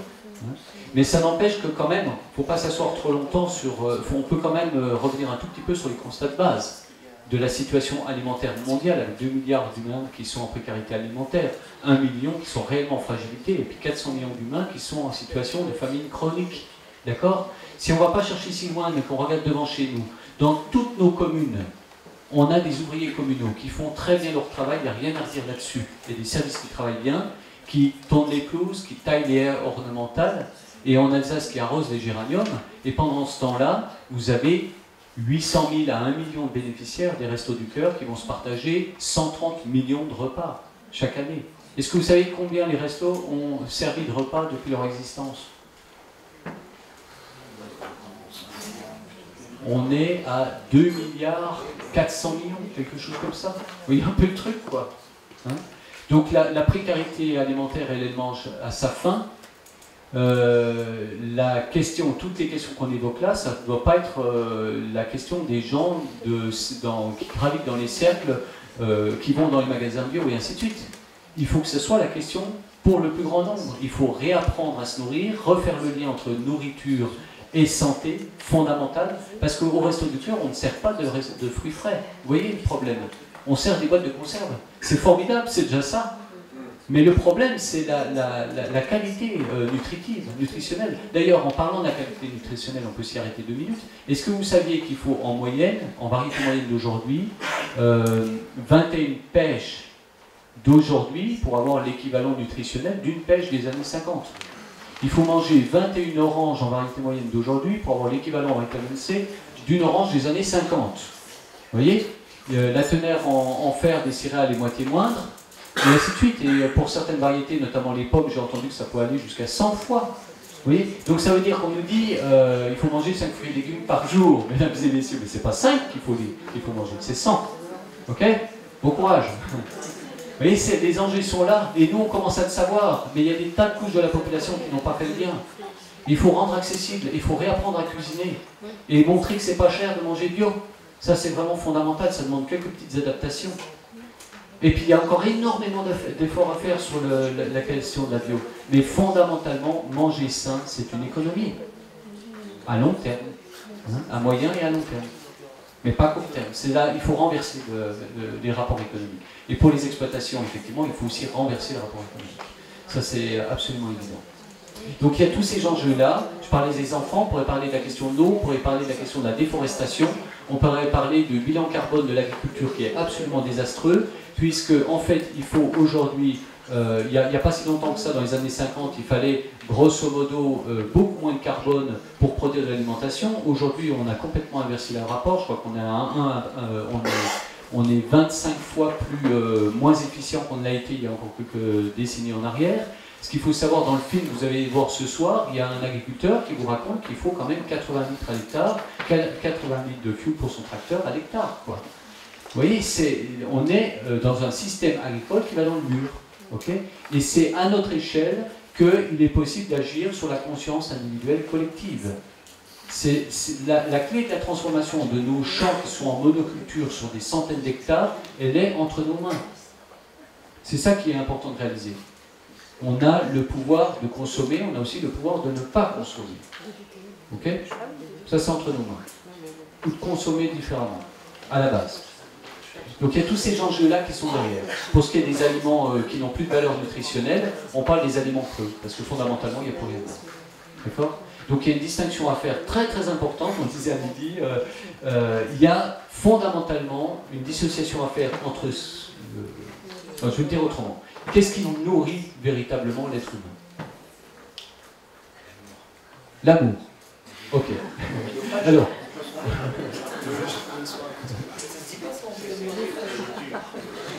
C'est un autre sujet, hein, on peut revenir demain dans un autre sujet. Donc l'amour ça nourrit, mais à part ça, qu'est-ce qui nourrit les êtres humains? La terre, oui. Plus simple, plus simple, plus simple, plus simple. Hein? Le soleil? Oui, plus simple encore. Je suis quelqu'un de simple, hein. Alors, mesdames et messieurs, ce qui nourrit les êtres humains, ça s'appelle la nourriture. Okay. C'est juste qu'il ne faut pas confondre avec la rempliture, parce que la rempliture, ça remplit l'être humain, mais ça ne nourrit pas l'être humain. C'est aussi basique que ça, et quand on achète quelque chose, mais c'est important de savoir dans quelles conditions ça a été produit. Hein? Et puis on peut parler de la pollution des sols, est-ce qu'il faut planter, l'agriculture urbaine, tout ça. Bien sûr qu'on peut parler de tous ces sujets-là. Hein? Mais alors, si on pose cette question-là, est-ce qu'on pose aussi la question des quelquefois 30 traitements sanitaires sur les fruits et légumes qu'on va acheter dans les supermarchés? 30 traitements sanitaires, quelquefois. Tous les chiffres sont connus, cette réalité elle est connue. Vous savez qu'aujourd'hui, quand on va mettre des produits dans la vigne ou sur les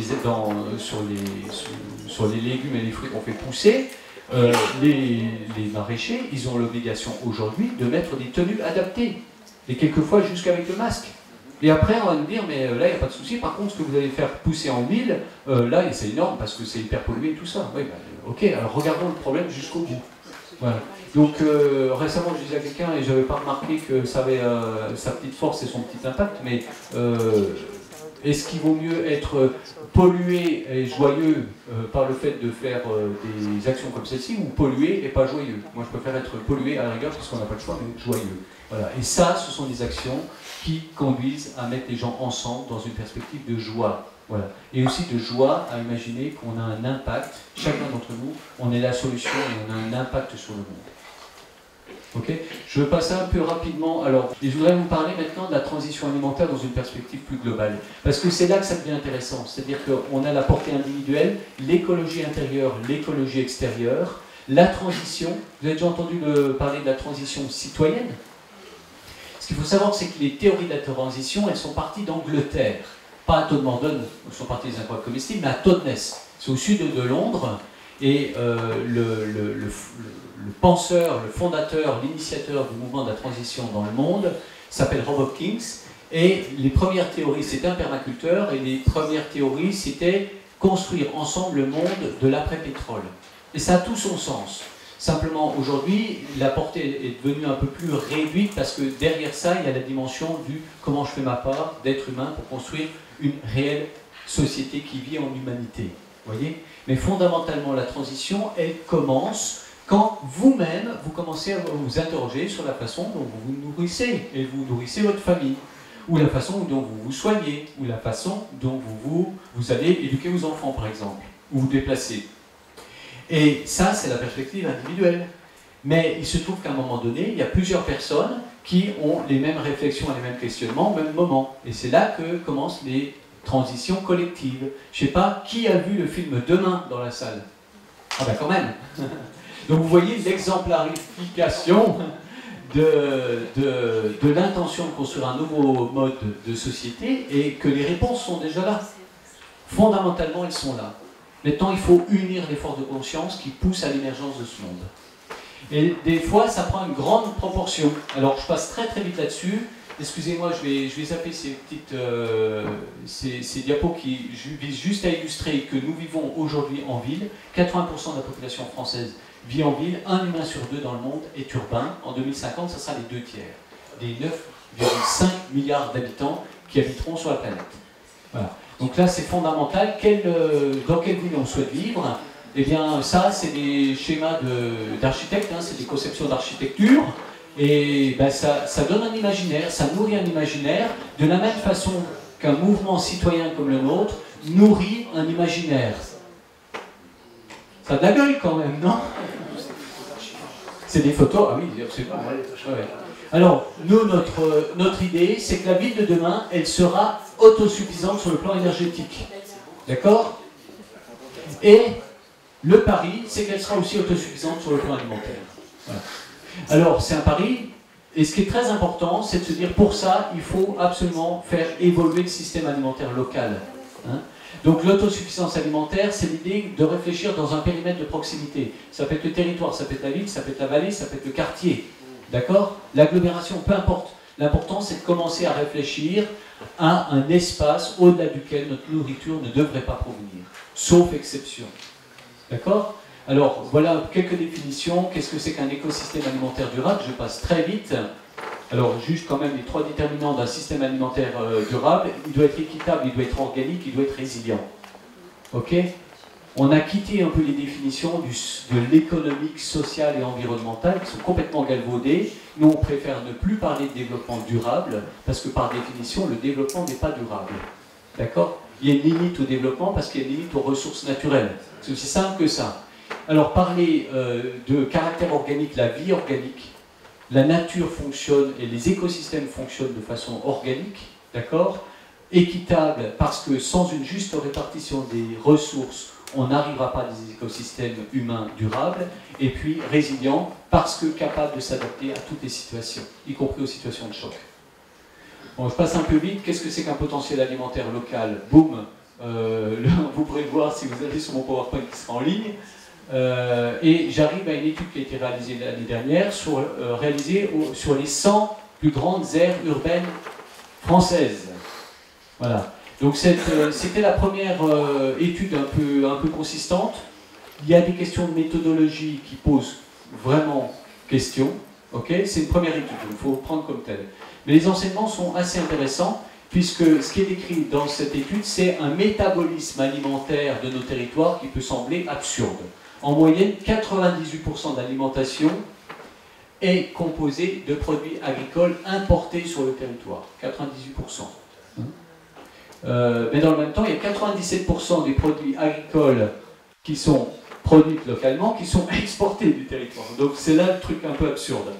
Et donc globalement, le degré d'autosuffisance alimentaire de nos grandes aires urbaines, il est à peu près de 2% en moyenne. Okay, donc cette étude, elle est accessible.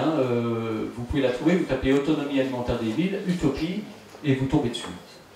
Voilà, donc en moyenne, il semblerait que le pourcentage d'achat sur des produits locaux, il est très très limité. Moi je trouve ça très très curieux, ce chiffre qui est annoncé dans cette étude. 15,50 € par an en moyenne et par habitant. Ça me paraît vraiment très peu. Voilà.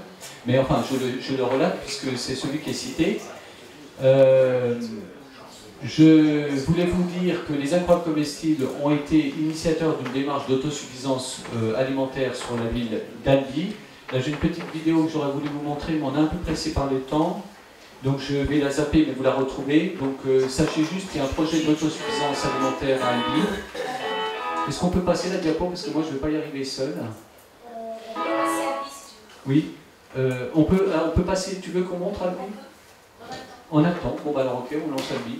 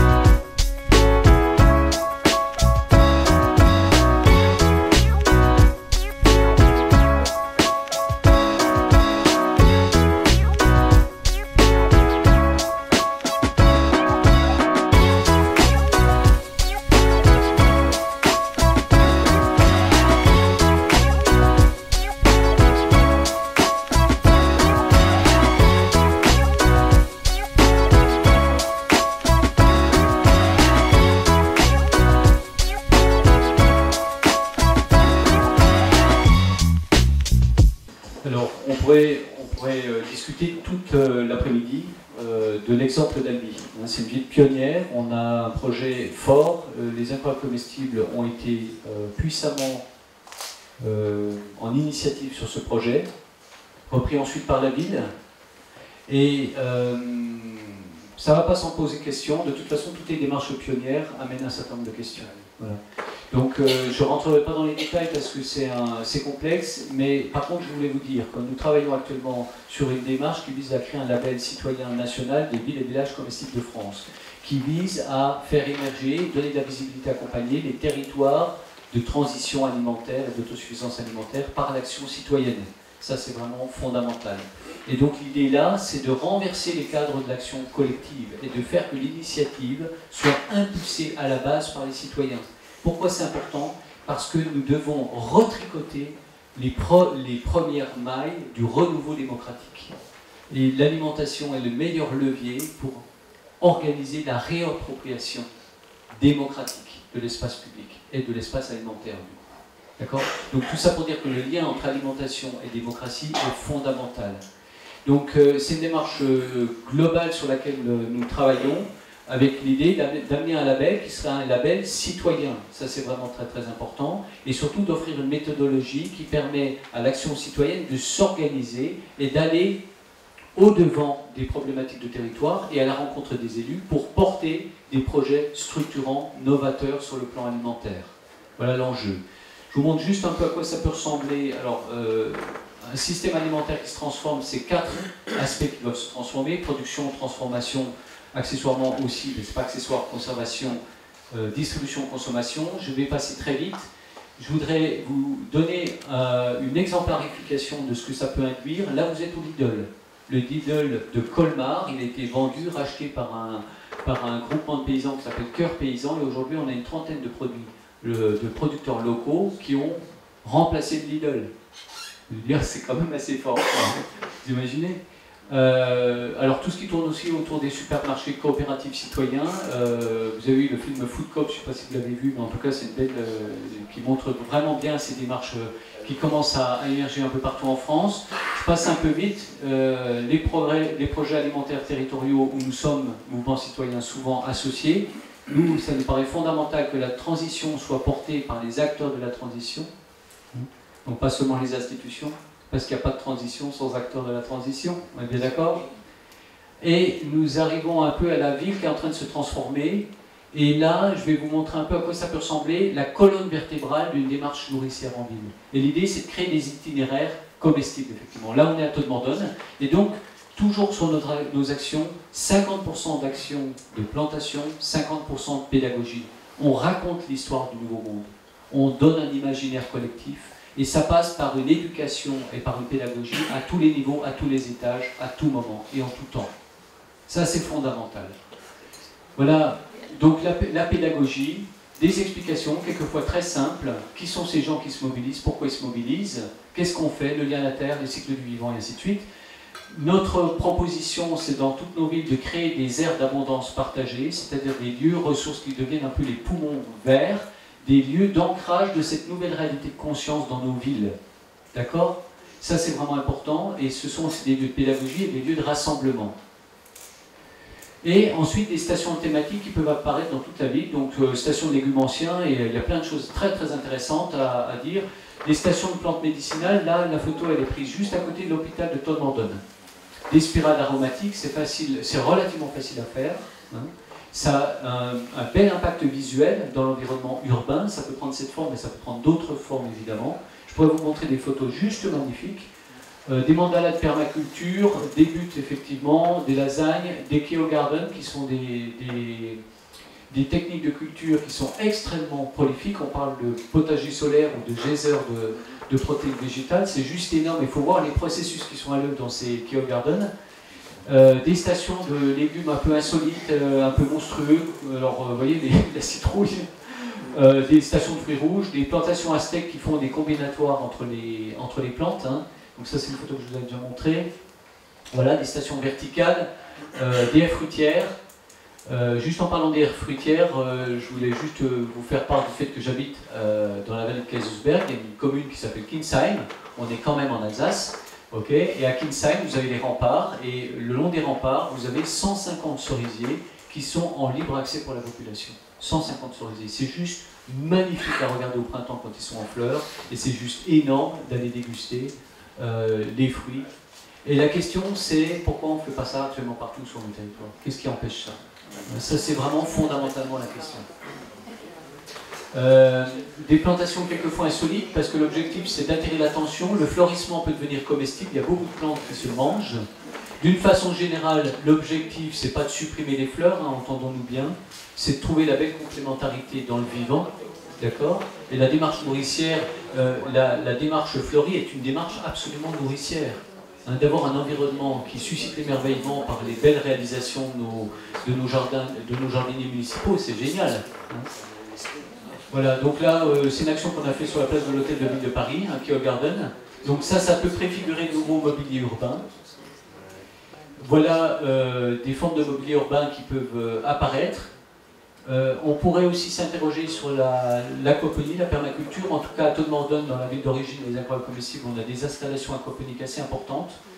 Voilà des formes de véhicules de notre alimentation qui pourraient émerger dans nos villes. Voilà de la pédagogie qui pourrait être mise à profit dans des unités mobiles où on va faire de la pédagogie, notamment dans les écoles, pourquoi pas.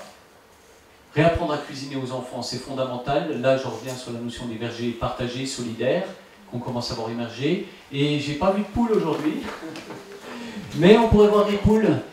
Hein, si vous avez des limaces dans le jardin, vous n'avez pas de problème de limaces, vous avez un problème de canard. Ok? Parce que quand il y a des canards, il n'y a plus de problème de limaces. Mais les poules, c'est vraiment quelque chose de très très intéressant. Vraiment très intéressant.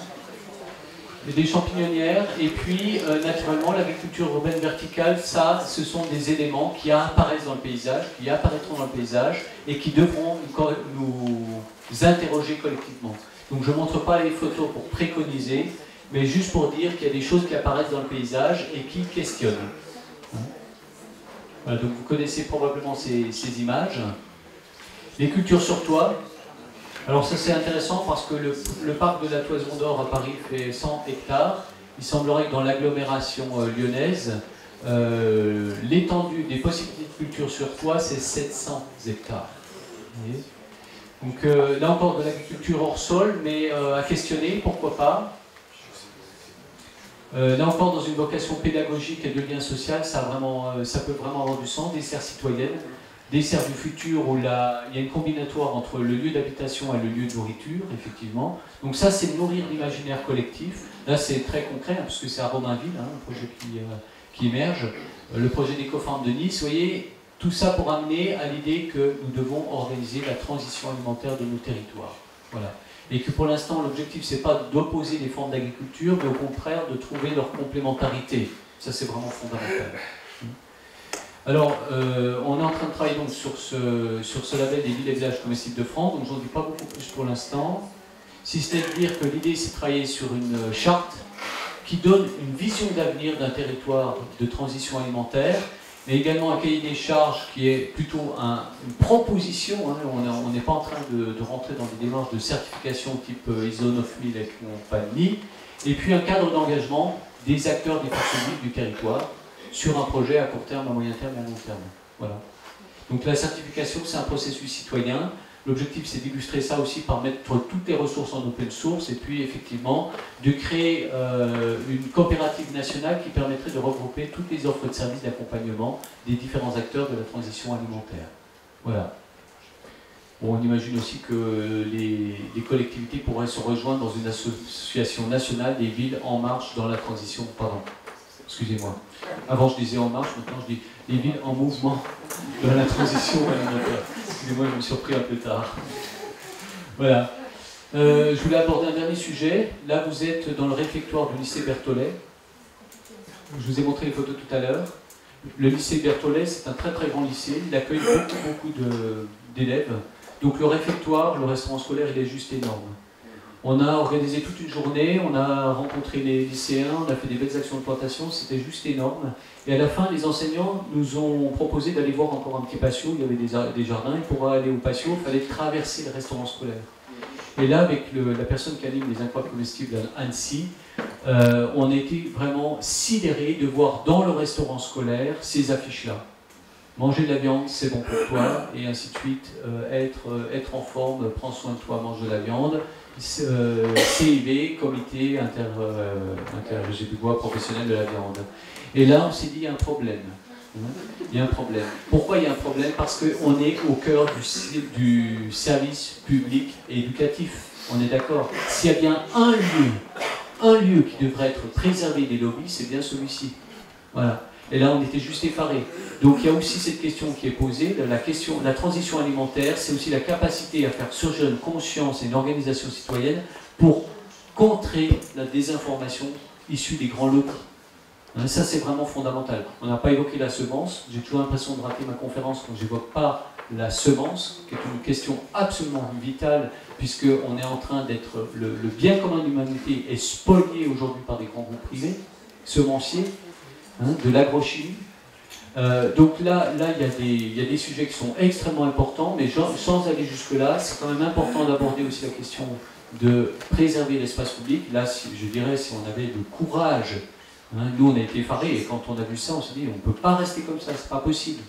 Et donc, l'initiative qu'il aurait fallu prendre, c'est que la communauté scolaire se réunisse à l'heure du repas, et qu'on demande un peu de silence aux élèves, ça va prendre un peu de temps, ok ? Mais qu'une fois qu'on a le silence, et comme on a convoqué la presse, alors là il y a le proviseur qui va dire, il y a quelque temps, quelqu'un a mis ses affiches au mur, eh bien on va faire un acte de citoyen aujourd'hui, et on va officiellement enlever les affiches devant la presse et devant vous, et on va faire un peu d'explication. Vous voyez ? Ça serait un acte courageux. Et j'invite chacun à imaginer des actes courageux comme celui-ci au quotidien. C'est fondamental, vous voyez ? Alors la question de la viande, on ne l'a pas abordée. La question, par contre, si vous allez sur Internet aujourd'hui, vous avez une quantité d'informations pour comprendre l'impact de notre nourriture carnée sur notre destin individuel, collectif, sur nos terres et ainsi de suite. Les chiffres parlent d'eux-mêmes. On a déjà passé énormément de temps, je les ai tous là, je ne vais pas vous les donner parce qu'il faut qu'on mette un terme. Mais c'est juste énorme. Donc il faut qu'on réfléchisse aussi à ça. Pas pour dire qu'on va tous devenir végétariens, c'est pas là le truc. Mais c'est juste qu'il faut réfléchir à réduire. C'est important de réduire notre impact. Parce qu'en réduisant ça, on règle un certain nombre de questions comme la déforestation. Et il y a aussi une question de rééquilibrage des relations nord-sud, vous voyez, qui est fondamentale. Parce que notre nourriture, elle est quand même globalement produite par les pays du Sud. Et tout l'aliment du bétail est produit dans le Sud. Vous voyez un peu les systèmes mondiaux. Si vous avez Marc Dufunier, qui est un ingénieur agronome qui vient ici et qui fait une conférence, allez surtout le voir, il va vous raconter ça avec un brio absolu. Absolu. On sait tout ça. Maintenant, la réponse à toutes ces problématiques-là, elle est là. Okay ? Elle n'est pas ailleurs, elle est là. Là où nous sommes. Voilà, c'était un peu l'exposé un peu long. je suis arrivé au terme de la présentation. Maintenant, l'idée c'était dans la petite demi-heure, hein, je sais pas, est-ce qu'on est dans les temps là? 35. Les 25 minutes qui restent, l'objectif c'était de vous donner la parole pour des questions ou des réactions, mais pas seulement vis-à-vis de ce que j'ai présenté, mais vis-à-vis de ce que les intervenants ont présenté cet après-midi. Voilà. Si vous n'êtes pas trop fatigué.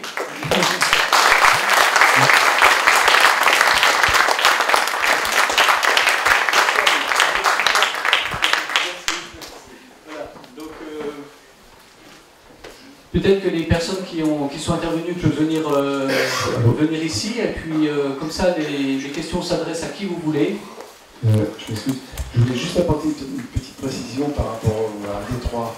Parce que oui. Par rapport à ce que disait Pinière, Végétal 85. Non, c'est parce qu'à Détroit, il montre très bien qu'il y a une double démarche, c'est-à-dire la démarche effectivement de recoloniser la cité avec la végétation, mais d'aller beaucoup plus loin, c'est-à-dire que de travailler sur des sols stériles notamment, grâce à la culture de lasagne. Tout à l'heure on disait, ouais, mais il faut du sol, il faut de l'eau, etc. Mais on a vu des exemples à Détroit où ils travaillaient vraiment sur des trottoirs, ils faisaient des trucs, ils investissaient complètement l'espace qui avait été laminé par le problème de l'abandon de la ville, etc. Quoi. Et on avait vraiment ce sentiment-là. L'idée, c'était à la fois de travailler sur effectivement des terres fertiles, mais aussi pour travailler sur des terres complètement stériles grâce à la technique du jardin lasagne. Voilà. Je voulais apporter cette précision. Si ça vous intéresse, il y a un livre en anglais là, qui est admirablement bien fait, qui s'appelle How to Grow More Vegetables. En français, ça veut dire comment cultiver plus de légumes. Et eux, ils ont 50 ans de recul, donc c'est un projet qui date des années 60 en Californie, et ils ont montré qu'effectivement, en partant de sols où il y avait, c'était plus ou moins juste du 0,31,5, on arrivait à faire un sol hyper fertile. Mais pour ça, il faut, effectivement, il y a la question centrale de la matière organique, il y a la question centrale de, souvent on se dit, combien je cultive de mètres carrés, alors qu'en fait, dans un sol, il faut plutôt raisonner en volume, et c'est vrai que personne dit, j'ai un jardin de 400 mètres cubes. Tout le monde dit j'ai un jardin de 150 mètres carrés, alors qu'en fait les légumes ils poussent en 3D, que ce soit les légumes ou les plants. Donc ça c'est central, et globalement il ne faut pas qu'on se mette des limites en ville parce qu'on se dit notre sol est de mauvaise qualité. Alors il y a la question de la pollution par les métaux lourds ou la pollution par les déjections canines, mais si le sol il est mauvais, on arrive à le dégrader, on arrive aussi à en refaire si on met ce qu'il faut.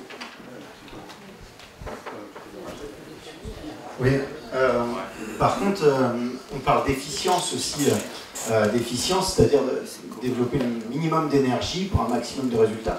Donc je pense qu'il est important aussi de faire un point sur les jardins potagers existants en centre-ville, et s'il y a des projets, de plutôt conserver ces jardins où déjà le travail est fait, avant d'aller investir des lieux qui ne sont pas fertiles. Cette efficience, elle est importante après dans la professionnalisation, plutôt que dans les emplois comestibles, bien sûr. Je pense que c'est important de déjà faire un point sur ces jardins et de les préserver et pas de les bétonner. Le travail est déjà là.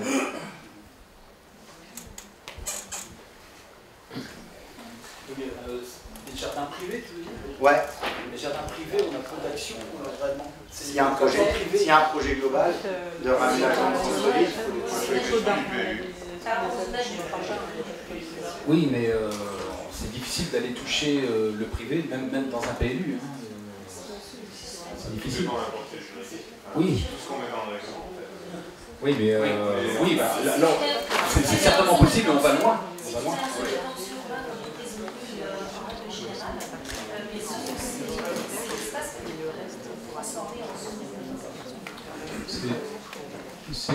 C'est un point qu'on a évoqué à midi sur la question de l'occupation du sol et des documents réglementaires d'occupation des sols. Et effectivement, à un moment donné, la réglementation doit être le relais de prise en compte de toutes les problématiques qu'on a évoquées aujourd'hui. L'exemple clair là-dessus, c'est la question du phytosanitaire dans le traitement des espaces publics dans les villes. On est d'accord? Alors, pour information, moi j'étais l'année dernière, je suis intervenu aux Journées nationales de l'agriculture urbaine. On était accueillis à l'hôtel de ville de Lyon, dans les ors de la République. Le palais est juste énorme, magnifique, tout est beau. Et là, on a les élus lyonnais qui nous recevaient, qui étaient très très heureux et fiers d'annoncer qu'ils étaient passés au zéro phyto. Et les gens ont applaudi, et ça c'est génial, c'est absolument génial qu'ils sont passés au zéro phyto. Ce qu'on oublie quand même, ou ce qui n'a pas été dit immédiatement, c'est que c'est la loi, d'accord? Donc certes on peut applaudir tous ceux qui ont permis effectivement sa concrétisation à Lyon, mais il faut aussi un minimum de traçabilité. Et la traçabilité, elle vient du fait que depuis un bon moment, il y a des citoyens et des collectifs qui se mobilisent pour pousser ce thème-là sur l'agenda politique. Donc l'action, elle est là aussi, quoi. Et sur la question de la semence, c'est fondamental, mais sur la question de repenser complètement le territoire de sa vocation nourricière, tant qu'il n'y aura pas de documents obligatoires, effectivement, d'un côté, et de l'autre côté, une mobilisation collective pour trouver des ressources foncières, on aura du mal à avancer, indépendamment de la question de l'agriculture et de sa reconversion. Parce que là, c'est aussi le grand sujet, quoi. Le grand sujet, si vous venez voir le film ce soir, il est assez défiant pour ça, il est magnifique ce film. Montre bien l'étendue du problème. Mais tout ça pour dire que l'action citoyenne, c'est, à un moment donné, d'ensemencer les germes de quelque chose, et quelquefois ça prend des années. Mais il ne faut pas renoncer. On parlait tout à l'heure de Pierre Rabhi. Pierre Rabhi est devenu superstar, courtisé par les médias. Vous recevez Pierre Rabhi à La Roche-Orion, 1500 personnes dans la salle, sans problème. Vous voyez ? Mais il y a ne serait-ce que 10 ans en arrière, si Pierre Rabhi il se retournait pour voir qui il suit dans ses théories, ses convictions, il n'y avait personne, quoi. Il y a vraiment un cercle rapproché. Donc tout ça pour dire qu'à un moment donné, et je pense que les incroyables communistes sont aussi le produit de ce qui a été ensemencé par les Pierre Rabhi, effectivement des Philippe Desbrosses et compagnie. Vous voyez, c'est important de dire où est-ce que je suis pour faire ma part. Ça c'est fondamental. Oui, et vous avez un micro, non ou... Maintenant il arrive, au courant. Tout à l'heure, vous avez parlé de PLU.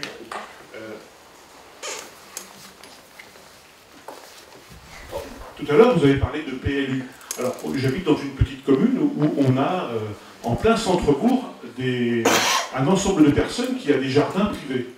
Donc, on s'est permis dans le PLU, mais c'est même un PLI, de mettre ce terrain-là en terrain non constructible, pour conserver cet aspect de jardin en plein centre-bourg.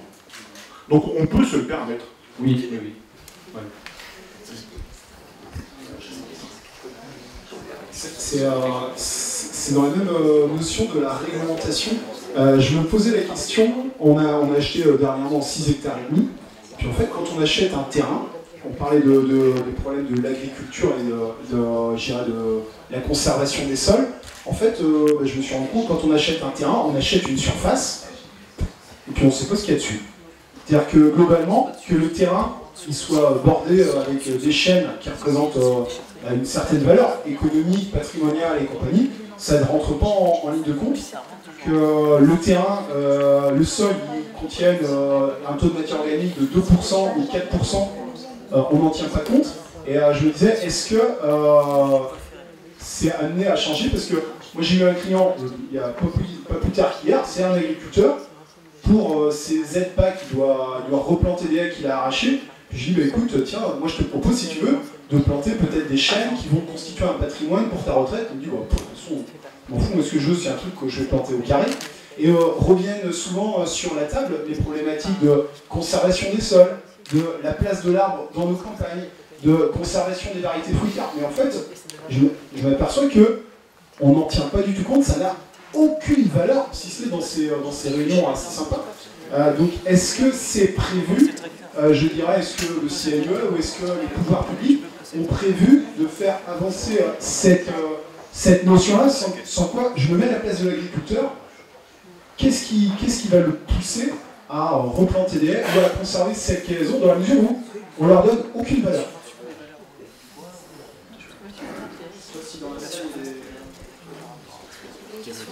Moi j'ai juste une question, mais t'as pas... C'était une réponse par rapport à monsieur? Alors,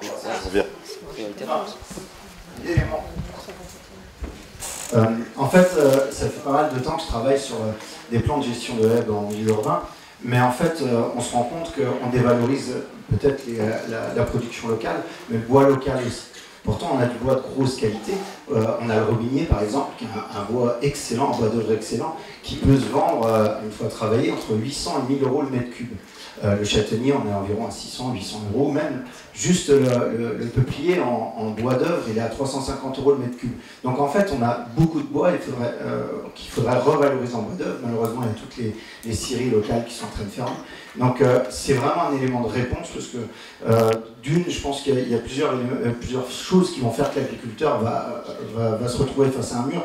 D'une, l'érosion du sol va faire qu'il aura aussi une érosion de sa production, parce que les semenciers sont arrivés à leur top niveau, ils n'arrivent pas à faire beaucoup plus. Donc ça, plus après, si on arrive à valoriser ce bois, et en plus il y avait un article le week-end dernier, il me semble, sur l'Ouest de France, qui étayait ces propos-là sur le bois d'œuvre, et puis aussi la production, il comparait les linéaires de haies en production à la surface, quoi.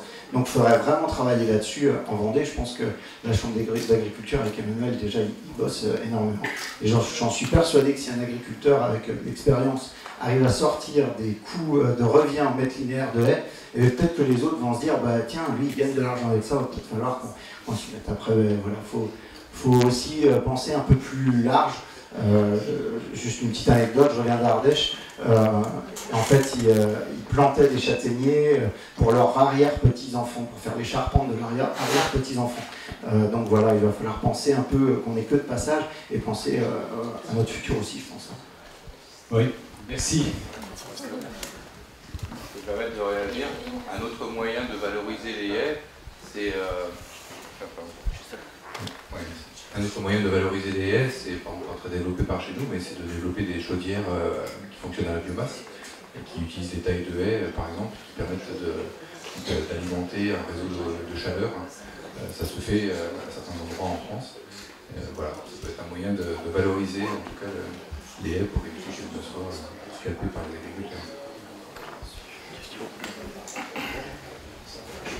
Merci. Alors, au début j'avais une question, mais du coup, la remarque du monsieur m'a fait réagir. C'est juste, moi je suis éducateur à l'environnement, je travaille pour la Ligue de l'enseignement de Vendée. Je suis désolé pour la voix, c'est voilà, très compliqué en ce moment. Bref, on intervient juste en ce moment par rapport à ce que vous pouviez évoquer. Moi je suis à l'autre côté, on va dire, de la chaîne, c'est-à-dire que je ne vais pas discuter avec des agris, je vais discuter avec des enfants. Et on a un programme qui existe en ce moment, qui est hyper intéressant, qui est en fait les pépiniéristes forestiers de France qui se sont réunis et qui financent la fourniture de plants gratuits pour des actions pédagogiques. Enfin, c'est pas que ça, c'est tout un programme qui s'appelle Journée internationale des forêts. Et donc, c'est juste pour dire, voilà, à La Roche, on commence juste là à décliner des actions auprès des enfants pour expliquer le bois ressource. Et je pense que c'est complètement à l'image de ce qu'on vient de voir sur les incroyables comestibles. C'est-à-dire que on va essayer de réexpliquer aux enfants, enfin de recréer en fait un lien pour les enfants entre mon jouet, ou tel objet, ou telle maison, et le fait qu'à un moment, il a fallu mettre un plant dans le sol qui a poussé, attendre et avoir du bois, pour pouvoir ensuite fabriquer ces maisons, et le décalage de pas de temps, etc. Et donc c'est juste pour dire, je trouve que ça fait écho, parce que c'est exactement la même logique, c'est-à-dire que là, on est vraiment dans un travail éducatif, on va pas faire des choses formidables, à part planter 3-4 arbres, et puis aller visiter peut-être une menuiserie ou quelque chose comme ça, présenter le bois en tant que matériau, et puis après la forêt en tant qu'espace de biodiversité, mais on va pas super loin, et pourtant on reconnecte en fait l'enfant avec, enfin le futur adulte du coup, avec le fait que le bois, qui est un matériau qui sert à faire les tables, les panneaux qui sont ici dans cette pièce, il a fallu qu'il pousse quelque part à un moment, et voilà. Oui, merci. En fait, et donc au début je voulais le micro juste pour une question, j'ai des ressources du CNIS, donc le syndicat, enfin le CNIS, je sais pas, je crois que c'est le groupe national des industries des semences. Quand je travaille avec des animateurs et que j'ai peu de temps pour les former sur le jardinage, pour notamment jardiner avec des enfants, j'ai pas d'autres ressources. Et donc c'était pour savoir si, au niveau d'un travail comestible, vous aviez une stratégie, ou d'autres structures peut-être parallèles, une stratégie de développement de ressources qui ne font pas la promotion d'un jardinage avec les enfants. J'imagine même, quand je vois certaines des photos, que c'est assez corrélé à des sacs de terreau qui sont achetés quelque part, à des plants qui sont achetés quelque part. Pas forcément, mais c'est l'impression que ça peut me donner. Et je sais que les citoyens aujourd'hui, ils sont en grande difficulté parce que pour eux, l'endroit où on apprend à jardiner, c'est l'endroit où on vend les produits. Et les grandes enseignes, ils ont une sacrée grosse com là-dessus. Ils savent pas qu'ils seront abonnés à ça pour toute leur vie dès qu'ils mettent le doigt dans l'engrenage. Et donc c'était pour savoir si vous aviez des idées de ressources, des choses à développer par rapport à ça, pour notamment être pédagogue sur le fait de dire une semence qui est reproductive, que vous allez pouvoir récupérer les graines ensuite. Comment vous faites la promotion de ça en fait? Parce que nous on est en difficulté par rapport à ça, on manque d'outils. Alors c'est une question vraiment essentielle, c'est bien qu'elle soit posée parce que j'ai dit tout à l'heure que je ne me sentais pas tellement à l'aise quand on n'évoquait pas la question de la semence à une conférence. Et en lien avec les enfants, c'est d'autant plus important. Donc en fait, les incroyables comestibles ne sont pas un acteur de la semence. On a des acteurs de la semence en France qui font bien leur travail, quelque part. C'est une problématique complexe. Il y a plusieurs réseaux qui travaillent sur ce sujet-là. On a encore à apprendre à travailler ensemble. Mais ce qui est sûr, c'est que pour nous, c'est fondamental de faire le lien entre le mouvement populaire, le mouvement citoyen, et les techniques et réponses qui apportent des solutions probantes pour l'avenir alimentaire de l'humanité. Donc permaculture, agroécologie, agroforesterie, biodynamie, principalement. Hein, mais pas exclusivement, mais disons c'est vraiment le cœur du sujet. Mais également la question de la semence, et notamment de la semence bioreproductible. Alors là, il y a une pédagogie fondamentale à faire. Et autant on n'est pas un acteur de la semence et de sa reproduction, autant on est un vecteur de pédagogie autour de la question de la semence. Pour ce qui est de la semence elle-même, on a des partenariats. On a notamment un partenariat avec Cocopelli. Qui connaît Cocopelli? Juste pour voir. Bon, ok, donc on va pas... globalement, Cocopelli est une des grandes associations françaises qui font la promotion de la semence bioreproductible et qui vend des graines.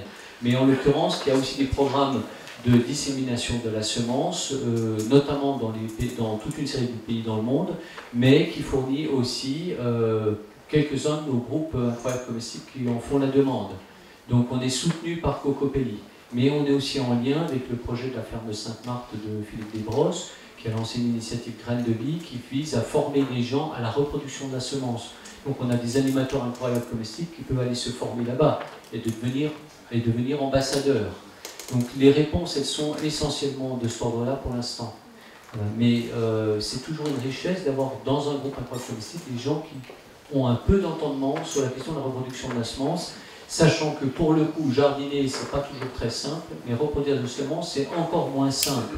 C'est comme les recettes de cuisine. S'il s'agit de faire 2 ou 3 plats, il y a certaines plantes qui le permettent, globalement, mais on peut monter très très vite dans le niveau gastronomique. Hein, et il y a des plantes dont la reproduction de semences est très complexe et engage des choses qui sont importantes. Donc traditionnellement, ce n'était pas n'importe qui reproduisait les semences. Et ce n'était pas n'importe qui préservait les semences. Et de ce point de vue, on est en lien avec le mouvement des femmes semencières, qui a été initié par Pierre Rabhi, qui s'est rapproché de Claire Chalut pour initier cette démarche. Souvent, les gardiennes des semences, c'était des femmes. Vous voyez ? Et il y avait il faut des décennies et des décennies pour arriver à ce sujet-là, pour arriver à devenir une personne qui est véritablement initiée à ça. C'est pour ça que c'est un sujet complexe, mais il ne faut surtout pas le laisser aux grands semenciers qui sont en train de nous spolier. Parce qu'on est en train de vivre sous nos yeux la privatisation intégrale du vivant, et là c'est fondamentalement un grand problème. Voilà, donc il y a eu un épisode d'un parlementaire intéressant, parce qu'il y a une nouvelle loi qui a été adoptée et qui permettait justement de desserrer un peu les taux, et qui a été retoquée quelques jours après par le Conseil constitutionnel.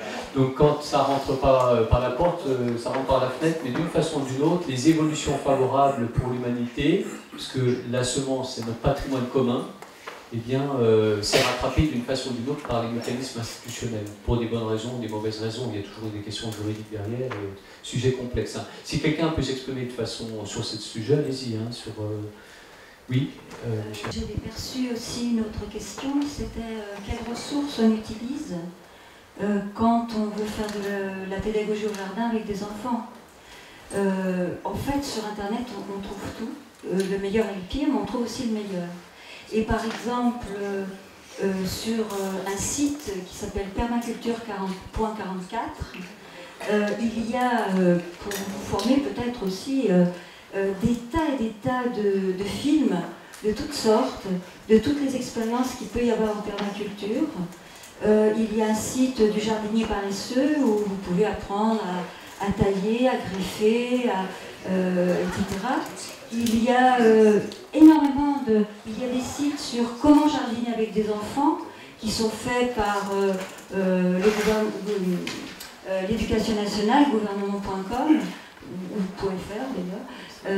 Il y a vraiment des tas de choses. Vous pouvez aussi aller sur la Fédération des œuvres laïques qui fait des choses. Il y a plein de sites, les CMEA, les Francs-Camarades, etc. Hein?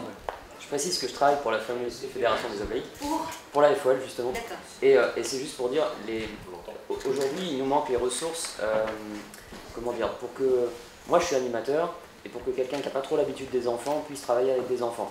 Et c'est vrai que, alors j'entends, il y a des tutos techniques, on trouve toujours l'information technique sur le jardinage, mais par exemple, moi j'ai encore trouvé nulle part des ressources qui disent, vous voulez faire un jardin dans une école, il faut que vous pensiez au fait que l'enfant a 5 ans, il n'a pas la lecture, il a des bras 2 fois plus courts qu'un adulte, et donc du coup la parcelle, tout doit être, vous voyez, tout fait que tout doit être structuré différemment. C'était juste pour savoir si vous existait des ressources là-dessus. Mais j'ai trouvé, moi non plus, je ne suis pas animatrice, enfin moi je ne suis pas animatrice d'enfants, mais dans le cadre du jardin, de l'incroyable jardin de M. Torterue, on fait des animations avec des classes maternelles de 2-4 ans. Bon, en l'occurrence, c'est moi qui ai fait les animations. Comment j'ai fait? Je suis allée chercher les documents, j'ai trouvé des exemples d'animation, j'ai discuté avec la maîtresse pour savoir un petit peu le niveau de langage, etc. des enfants, et puis voilà, on a co-construit. Je pense que c'est possible, il existe des animations, il existe des tas de choses, franchement.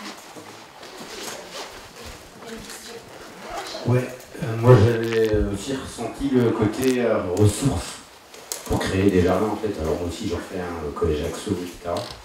Lycée et ainsi de suite. Et avec les enfants maternels et tout, enfin tout âge en fait. Tous ceux qui veulent bien. Donc déjà moi le premier truc c'est l'instinct. Comment je ressens les choses avec eux, comment j'essaye de percevoir ça. D'être d'accord sur le fait que c'est des enfants, moi je suis un adulte. Et souvent moi j'aime bien passer par le questionnement en fait. Susciter quelle envie il a en fait l'enfant. Du coup, ça c'est une première approche. Et c'est vrai qu'après en matière première, il faut en trouver aussi. C'est pas toujours en ville, ça peut être un peu plus compliqué. Moi, je me suis créé un réseau en fait dans le milieu agricole. Parce qu'il me faut des dizaines et des dizaines de mètres cubes, donc voilà. Donc il faut aller voir les autres partenaires. Et puis demander, et voilà. L'échange se fait comme ça, il faut oser demander. Trouver après de la matière première, on va dire, de qualité, il faut gratter un peu plus. Ça, on trouve. Donc voilà, puis après, c'est les voisins, c'est tout le monde, quoi. Tout le monde est une ressource. C'est un peu le principe de débrouillardise, hein. On est beaucoup là-dessus aux aquares comestibles, donc c'est pour quand même, ce que j'ai esquivé, j'ai pas fait attention, mais la question de est-ce qu'il y a du terreau Truffaut par exemple, bah oui bien sûr ça arrive. Ça arrive, ça va pas dans le sens de ce qu'on veut faire, mais l'idée c'est d'être inclusif et d'arriver à proposer une première étape. Tout dépend de ceux qui initient et qui vont accompagner le processus. Mais si c'est une réponse pour eux immédiate d'aller chercher ces Truffaut, ben c'est une réponse immédiate.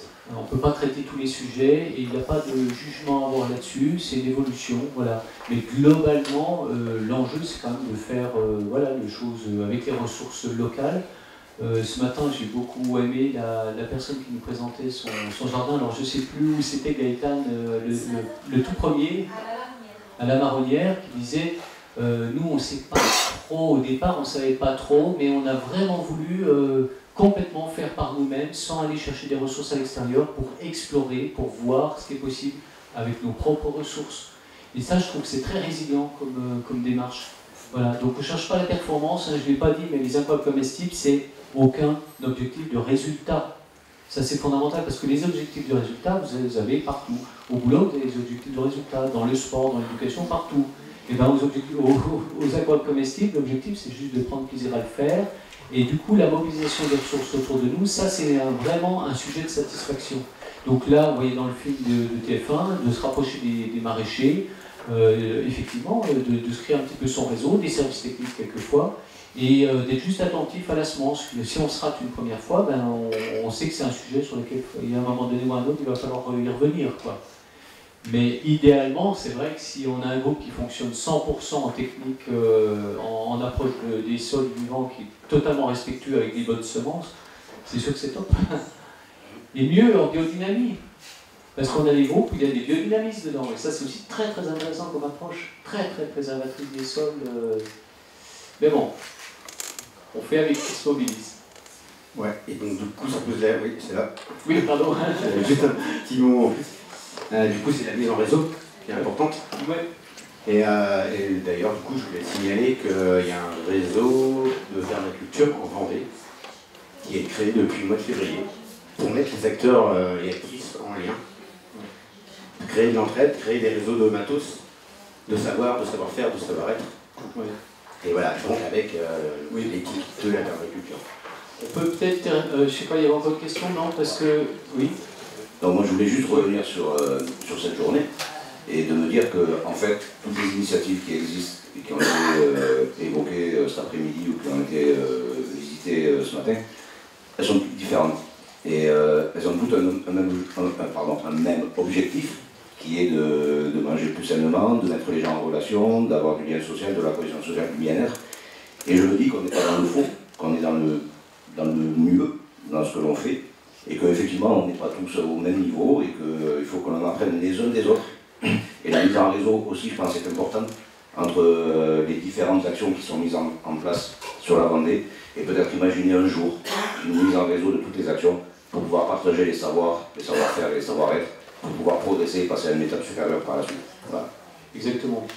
Et dans ce que vous avez cité, vous n'avez pas cité l'aspect du bonheur, de la joie, qui est absolument fondamental et qui doit être vraiment ce qui va nous guider quelque part, hein, à apprendre la joie et la joie à passer du moment ensemble et à faire ensemble. Hein.